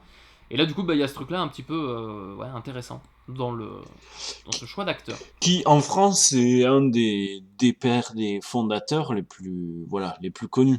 Qui était ambassadeur en France. Bon, donc du coup, c'est normal qu'en France, on le connaisse peut-être beaucoup, quoi. Il y a une aura de personnage un peu truculent aussi, qui je pense, pareil, tu vois, cinématographiquement et en termes de fiction, c'est très attractif, quoi. Et puis pour terminer sur cette histoire de casting, on peut parler de La Fontaine et son casting... Aïe aïe aïe. Son casting qui tente. Aïe aïe aïe, chute profonde dans la surface de réparation. Non, ouais. Son petit Teke la perruque, du coup. Non, arrête, non, ça c'est violent. Non, mais alors c'est compliqué parce que, tu vois, dans Film Historique, il y a Historique, un des représentants d'une certaine histoire qui est quand même assez contesté, je trouve, en France aujourd'hui, c'est justement Laurent Deutsch, quoi. Et à l'époque, Laurent Deutsch, c'était un peu cette espèce de jeune premier qui, je sais pas pourquoi, dès qu'on faisait un film Astérix, on disait ça serait génial qu'il y ait Laurent Deutsch dedans, parce que Laurent Deutsch est petit, tu vois, en termes de taille. Et là, on voit que le choix de le prendre pour faire La Fontaine, c'est compliqué, quoi. Comme tu disais, Romain Duris, en une réplique, en faisant Molière, il éclate tout La Fontaine en termes de jeu, quoi. Alors que pourtant, il y a du beau monde pour entourer Laurent Deutsch, hein. Dans le film, on a quand même Toretton, qui est là, qui serait peut-être un meilleur La Fontaine. C'est ça, mais en fait, c'est ça qui est horrible, c'est que tu te dis beaucoup de monde ferait un meilleur La Fontaine que le mec qui joue La Fontaine, et du coup, ça, c'est compliqué, quoi. Et il y a, non des moindres, Jean-Claude Dreyfus, qui est un peu en roue libre, hein. Il est un peu là pour essayer de sauver le film en faisant le rigolo, hein, finalement. En fait, je pense que, mais là aussi, peut-être ça vient, il y a peut-être eu aussi un problème, je sais pas, de direction d'acteur ou un truc comme ça sur Jean de La Fontaine le défi. Laurent Deutsch, il est un peu en roue libre, donc du coup tu sens qu'il essaie de faire, tu vois, ce personnage avec toutes ces tournures de phrases, mais on n'y est pas vraiment. Il y a, moi j'aime bien Sarah Forestier, mais là effectivement on lui a dit tu joues une nana de l'époque dans un style un peu théâtre, et en fait elle gueule ses répliques tout du long et elle est vraiment dans un truc ultra outré. Il y a Jean-Claude Dreyfus qui est en roue libre et du coup il fait Jean-Claude Dreyfus, c'est-à-dire qu'il est vraiment là, oui tout à fait, bonsoir. Il fait des petits rires en coin et des trucs comme ça. Il est phénoménal, mais on sent que clairement on lui demande pas de faire des trucs, il fait son truc et c'est tout. Pareil, Philippe Torreton, il arrive à dire des répliques et à avoir des situations complètement improbables, mais comme c'est Philippe Torreton, tu vois, il a ce côté sérieux à 200%. Je pense que malheureusement, là, c'est peut-être un choix de... Enfin, je sais pas, je trouve la direction d'acteur, pareil, elle manque de point de vue et de parti pris un peu sur ce film, quoi. Elle est un peu, chacun fait un petit peu son truc, et du coup, c'est un petit peu bordélique, quoi. Je sais pas ce que vous en avez pensé. Ouais, bah, on peut parler même Sarah Forestier, hein, dans le film, qui joue Perrette. Elle est là, elle se débat un peu comme elle peut avec le rôle, mais c'est compliqué, ça a du mal, hein. Ouais. Ça a du mal, hein. Ça a du mal. Non, dans l'ensemble... Le casting, c'est pas forcément mauvais. Bon, Deutsch, je suis pas sûr que... Je pense que la principale erreur, c'est peut-être ça. C'est peut-être d'avoir pris Laurent Deutsch pour faire La Fontaine, parce qu'il y a une volonté de pas ressembler au La Fontaine Tu vois, de pas Classique, ressembler à l'image qu'on a de ce vieux monsieur... avec son bouquin, quoi. Avec son bouquin, alors que, tu vois, s'il avait fallu prendre ce vieux monsieur, finalement, il aurait peut-être fallu prendre Jean-Claude Dreyfus, et je pense qu'il aurait été très bien. Mais Laurent Deutsch, c'est un peu compliqué. Surtout qu'à la fin du film, on te le montre grimé. En vieux. Et du coup, on a Laurent Deutsch qui fait une voix de vieux aussi, un peu. Ça marche pas vraiment, quoi. Enfin, voilà, tout ça pour dire que ça, une fois de plus sur ce film-là, ça tente des choses, puisque Toretton, Dreyfus, Forestier pourraient être bien dans le film, mais ça participe aussi un peu à son naufrage quelque part, on peut dire, parce qu'il y a un peu de ça, quoi, que ce soit en termes de réception ou en termes d'entrée.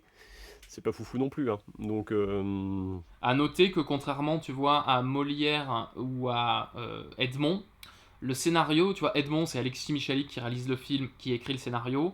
Molière, c'est Laurent Tirard qui réalise le film et qui coécrit le scénario. Jean de La Fontaine, du coup, le scénario, c'est Jacques Forjas, du coup, qui est un romancier. Le réalisateur, c'est Daniel Vigne. Je sais pas à quel point ça a communiqué entre les deux. Daniel Vigne, il a réalisé beaucoup pour la télé. Peut-être que ça se ressent aussi. Alors, ça fait un peu chier de dire la réalisation fait téléfilm, parce qu'à d'autres époques, ça va un peu rien dire, mais là... Effectivement, je trouve que ça... À l'époque, ça se ressent. Bah, en fait, il n'y a pas vraiment, tu vois, même d'image, tu vois, tout est en captation de lumière très naturelle, il y a très peu de travail de photographie dans le La Fontaine qui existe dans les 3 autres films, malheureusement, pour lui. Mais qui, du coup, comme on est en éclairage très naturel, moi ça me renvoie à Nicolas Le Floch ou des trucs comme ça, des téléfilms qui sont tournés dans des conditions réelles, mais qui souvent n'ont pas les moyens d'avoir une photo un peu chiadée, quoi. Le film en soi, il a malheureusement pour lui ses erreurs. Après, on ne sait pas dans quel contexte est-ce que Daniel Vigne est venu faire le film aussi. Est-ce que c'est une commande du départ? Est-ce que c'est un rattrapage? Est-ce que c'est, tu vois, il y a... Voilà. Après, c'est ça. Le film pourrait avoir d'énormes qualités, mais dans les faits, il a malheureusement des défauts qui sont un peu je sais pas comment dire. On sent que c'est pas forcément les choix pour le coup du réalisateur qui font défaut. C'est peut-être la production globalement qui est bancale, quoi. Et c'est ça, ouais. C'est peut-être l'idée du film au départ qui est un peu. C'est parce c'est ce qu'on a souligné. Choisir Jean de La Fontaine pour en faire le parangon de La Voix du Peuple, tu vois, c'est un peu. C'est bizarre. D'ailleurs, en parlant de La Fontaine, je m'excuse, j'ai dit Fouché pendant tout le podcast, c'est Fouquet en fait, je dis n'importe quoi, c'est juste que j'ai eu quelqu'un au boulot hier qui s'appelait Fouché, donc voilà, bref. À demain, monsieur La Fontaine. Je veux briser son orgueil qui le fait clamer partout qu'au-dessus du roi, il y a l'art. Prenez garde, La Fontaine. L'odeur du sang ne lui fait pas peur. Ne soyez à la cour si vous voulez y plaire. En garde, monsieur. Ni fade adulateur, Ta plume m'agace. ni parleur trop sincère. Tout Paris annonce la parution prochaine d'un recueil de fables où il ferait parler des animaux. Des animaux. Comment pouvez-vous concevoir que l'art puisse être au-dessus du roi? Et du coup, pour rebondir sur ces histoires de casting, puisqu'il y a on en a parlé un peu de l'ombre de ce casting-là, et pour terminer peut-être là-dessus, dans les choses qui tournent autour des acteurs, il y a le générique d'Edmond qui rend hommage à tous les gens qui ont joué Cyrano, donc tous les gens qui ont été castés pour jouer Cyrano. Et c'est rigolo parce qu'il y a un choix particulier qui est de les présenter dans l'ordre chronologique, mais de quand même terminer par le film de Rapneau avec Gérard Depardieu, comme si à tout jamais, quelque part, l'image de Cyrano était figée sur pellicule sous les traits de Gérard Depardieu. Complètement, ouais, complètement. C'est marrant parce qu'on avait soulevé le même truc en le regardant, c'est un générique qui fait très amateur. Il y a vraiment, oui. Tu sais, ça fait très truc monté un peu avec Movie Maker et on a mis des photos des acteurs qui vont jouer les personnages et puis on met un petit peu leur performance et tout. Et là aussi, je trouve que ça avec notamment la performance filmée de Coquelin du début du siècle qui est très très chouette. D'autant que si vous cherchez l'archive de l'INA, il n'y a pas le son. En fait, donc le son doit provenir d'une autre source. Ça a dû être probablement enregistré séparément et recollé ensemble pour avoir le son sur cette image. Mais c'est très intéressant parce que ça renvoie à ce côté amour du théâtre qu'on peut pas enlever à Michalik, tu vois, clairement, qui donne, je pense, aussi à Edmond un petit peu ce petit truc en plus qui fait que le film, il est un peu, tu vois, des fois, il est ructe, qu'il en peut plus, mais il est quand même... Il y a un amour vrai pour le théâtre et pour le personnage, quoi. Et du coup, ouais, le générique de fin, pareil, il te met dans une petite ambiance aussi où tu te dis, ah oui, d'accord, si t'étais pas au courant que Cyrano c'était la grande œuvre du théâtre français, après le générique, t'en es sûr, quoi. C'est vrai que ce générique est une sorte de petite Madeleine de Proust pour le spectateur et pour le grand public.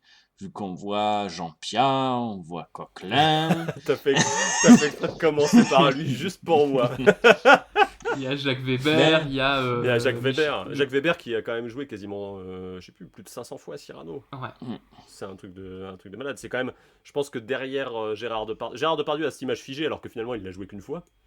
Et alors que Weber, qui joue du coup De Guiche dans le film de Rapneau, a interprété sur les planches Cyrano suffisamment de fois, en tout cas pour finir par écrire un bouquin psychopathologique dessus, tu vois.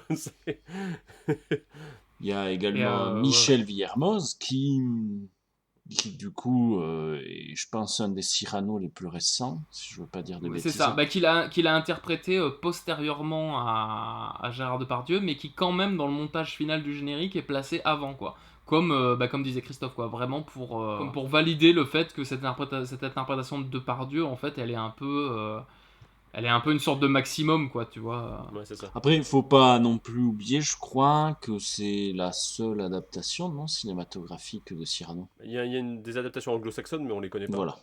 Parce que tout simplement, le texte serait en anglais et on s'en rendrait pas compte. Mais il y en a. Puis dans les adaptations anglo-saxonnes, si vous voulez vous amuser, il y a un petit truc rigolo à voir, c'est James McAvoy qui, toujours lui, il est toujours là. Il a réalisé une adaptation un peu étrange que vous trouverez sur YouTube, vous en trouverez la bande-annonce au théâtre anglais où ils gardent le texte de Cyrano mais en mode battle, quoi. Il y a du beat, ils sont en salopette, enfin voilà, c'est rigolo, vous pouvez jeter un œil.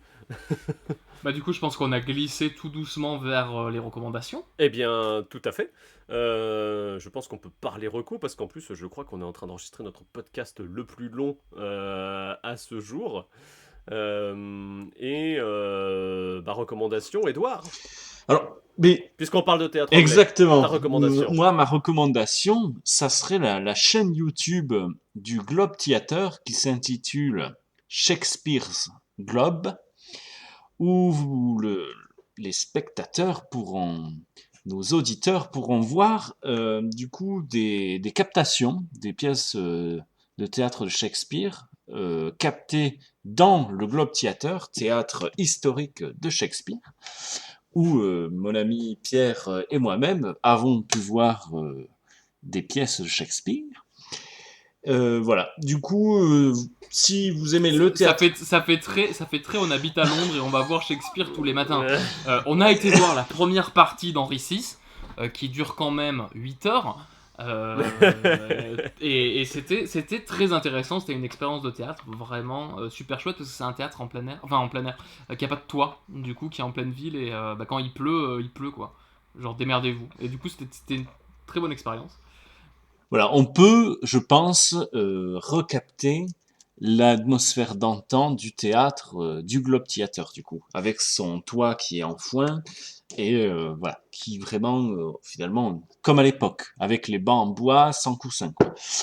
Et qui a été reconstruit, il me semble. Exactement. Qui a été reconstruit, à l'origine elle a brûlé, et donc du coup ils ont reconstruit ça à l'identique, a priori. Et effectivement, si on nommait le bruit des ambulances propres à une grande métropole et le fait que c'est quand même un théâtre, si t'amènes pas ton coussin, il fait un peu mal au cul. Franchement, peut-être meilleure expérience théâtrale que j'ai eu perso, quoi. Voilà, donc si vous aimez Macbeth, les histoires de Shakespeare ou même Roméo et Juliette, allez sur cette chaîne, vous verrez les pièces de Shakespeare dans leur jus, finalement. Voilà. Et toi, Pierre, que vas-tu nous proposer ? Alors, écoute, jusqu'à il y a 30 secondes, je n'avais pas de recommandation, donc je vais volontairement faire un truc que je vais peut-être être amené à refaire, à savoir le grand écart total. C'est-à-dire que je vais vous parler d'un film et je vais trouver un rapport de près ou de loin avec notre corpus.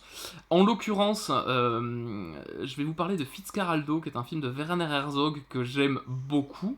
Werner Herzog, réalisateur allemand légendaire, pour la petite histoire, il est rentré dans une école de cinéma à 17 ans Au bout de 3 mois, ça l'emmerdait un peu, il a volé une caméra, il a fait 3 longs métrages avec. Voilà un petit peu le profil du gars. Il a bientôt 80 ans, il continue à sortir 1 ou 2 films par an. Pour ceux qui auraient vu The Mandalorian, il joue dans des séries Disney aussi, hein, du coup. Mais, Oui, c'est ça.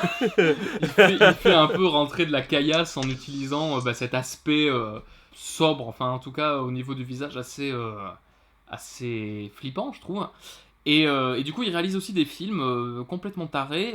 Fitzcarraldo, c'est un film qui est sorti en 1982, que je dise pas de bêtises, qu'il a mis 5 ans à tourner dans les jungles du Pérou. C'est un des tournages qui est considéré comme un des plus compliqués, avec par exemple Apocalypse Now ou Sorcerer de William Friedkin. Il dirige Klaus Kinski, qui est pareil, un acteur un petit peu taré. C'est compliqué à analyser quoi, mais qui est une espèce de fou devenu acteur quoi, qui incarne en fait alors là c'est pas du théâtre, c'est de l'opéra. C'est quelqu'un qui a une vision de Sarah Bernhardt à l'opéra et qui décide de construire un opéra au milieu de la jungle du Pérou, et pour ce faire il va devoir, je résume un petit peu, mais faire passer un bateau au-dessus d'une montagne. Et du coup c'est un film complètement fou, tourné en conditions réelles, c'est-à-dire que les mecs ont vraiment fait passer un bateau au-dessus d'une montagne. C'est rempli de visions de la jungle un petit peu hallucinées, avec des airs d'opéra complètement fous dessus. Et comment je le raccroche à notre corpus ? Tout simplement parce que dans ce film, il y a Sarah Bernhardt, du coup, aussi présente dans le film Edmond. Dans le film Edmond, elle est incarnée par Clémentine Célarié. Dans le film Fitzcarraldo, elle est incarnée par Jean-Claude Dreyfus. Donc là, c'est n'importe quoi. Et c'est vraiment un tout petit rôle au début du film, mais... c'était histoire de raccorder un film que j'aime bien et dont je sais pas si on parlera un jour dans la douve avec notre corpus de maintenant. Donc voilà, un petit peu le grand écart. Et toi Christophe, du coup, revenons un petit peu dans le thème, c'est quoi ta recommandation ? Je pense que ma recommandation englobe la tienne, c'est ça qui est formidable. Parce que moi je vais vous recommander, c'est peut-être un peu un lieu commun de recommander ça aujourd'hui, mais je sais pas si les gens continuent à lire ça. Allez lire De Cap et de Croc, bande dessinée en 12 volumes, dans laquelle vous retrouverez du Rostand, du Dumas, du Molière. Vous ouvrez la première page, c'est Scapin, la deuxième, il y a La Fontaine, la troisième, il y a des Mousquetaires, il y a du duel, enfin c'est foisonnant en termes d'intrigue et de références. C'est une bande dessinée qui pour moi, elle m'a accompagné de sa sortie de 95 jusqu'à 2016, le dernier volume. Donc ça a été quand même fait en 20 ans. Et je sais pas, il y a cette espèce de panache à la française de Cyrano qu'on va avoir avec les 2 personnages principaux qui sont un renard et un loup anthropomorphes à qui il va arriver tout un tas d'aventures parce qu'ils se sont mis dans de beaux draps à Venise. Et je sais pas, aujourd'hui, c'est un truc que je peux relire et je découvrirai toujours quelque chose dedans. Ça a à la fois un aspect très blockbuster, parce que clairement, des fois, tu vises des trucs, c'est Pirates des Caraïbes, en termes de mise en scène et de ce qui peut se passer. Et c'est toujours finement écrit, on a l'impression de lire ce qu'aurait pu être un roman d'aventure de science-fiction du XVIIe siècle. Donc c'est assez fou. Et comment je raccorde avec Pierre ? Eh bien tout simplement parce qu'à un moment, les personnages arrivent dans une jungle, en se demandant qu'est-ce qu'ils font là. Il y a une histoire de bateau-théâtre qui est amenée là comme par hasard, et je crois que même le nom du bateau fait référence à Fitzcarraldo. Donc on a vraiment tout dedans. Franchement, vous aimez Dumas, vous avez Dumas, vous aimez Rostand, vous avez Rostand. Les personnages parlent en alexandrin 1 page sur 2, mais ça reste toujours divertissant. C'est jamais pédant, en fait, comme bande dessinée, ça se veut très populaire. Et en plus, les 4 premiers tomes, alors après la technique change, mais les 4 premiers tomes sont faits à la peinture à l'huile, et j'ai eu l'occasion de voir les planches, et c'est vraiment trop cool, quoi. Le lettrage est encore fait à la main jusque dans les derniers tomes, ce qui est assez rare en BD maintenant, où on numérise tout. Et du coup, voilà, moi c'est ma BD préférée, et Cyrano est dedans, et arrive à faire on fait le lien. Je trouve qu'on a l'alchimie entre la vision de Cyrano qu'on a héritée de Rostand et le personnage historique, tout est lié, enfin bon bref, j'adore, voilà. C'est français. Oui, effectivement. Du coup, c'est de Erol et Masbouf. Ce sont le nom des 2 auteurs. Donc, il y a 10 volumes qui constituent la saga principale et un diptyque de 2 tomes qui raconte comment. Alors là, si tu lâches ça comme ça dans une conversation, tout le monde te rit au nez, mais comment le lapin Euseb a fini aux galères, quoi. Voilà. Donc, qui fait office de préquel qui est sorti après parce qu'ils avaient envie de raconter cette histoire. Mais les mecs ont été assez loin, même dans ce qui est de Molière, puisqu'ils ont même écrit, Erol a écrit, le scénariste, une pièce de théâtre qui raconte comment les 2 personnages principaux se sont rencontrés, qui s'appelle, pour le coup, le médecin imaginaire. Voilà, qui raconte comment ils se sont rencontrés sur le front des Flandres. Donc on retrouve Cyrano, Arras, tout ça. Enfin bon, bref, voilà, tout est lié, quoi. Vous pouvez lire ça, vous avez de la référence à foison. Et donc, la boucle est un petit peu bouclée dans tous les sens du terme. On espère que vous avez apprécié du coup cette plongée un petit peu dans ce monde du théâtre et pas que du coup au travers de ces 4 films et de tout notre corpus un petit peu étendu. Ce podcast est un petit peu long, donc on espère que vous aurez plaisir à l'écouter. En tout cas, nous on a eu un certain plaisir à le faire. Est-ce qu'en un mot on peut teaser peut-être l'émission prochaine ? Eh bien, sorcière, prends garde à ton Molière. Enfin, bref. Et sur ce, nous, on va aller boire du Jurançon et retourner à nos activités. Merci à vous et à bientôt dans la douve. Salut, on va faire gras. Ce qu'à peu près, mon cher, vous m'auriez dit, si vous aviez un peu de lettres et d'esprit. Mais d'esprit ? Oh, le plus lamentable des êtres, vous n'en eûtes jamais un atome. Et de lettres, vous n'avez que les 3 qui forment le mot « sot ».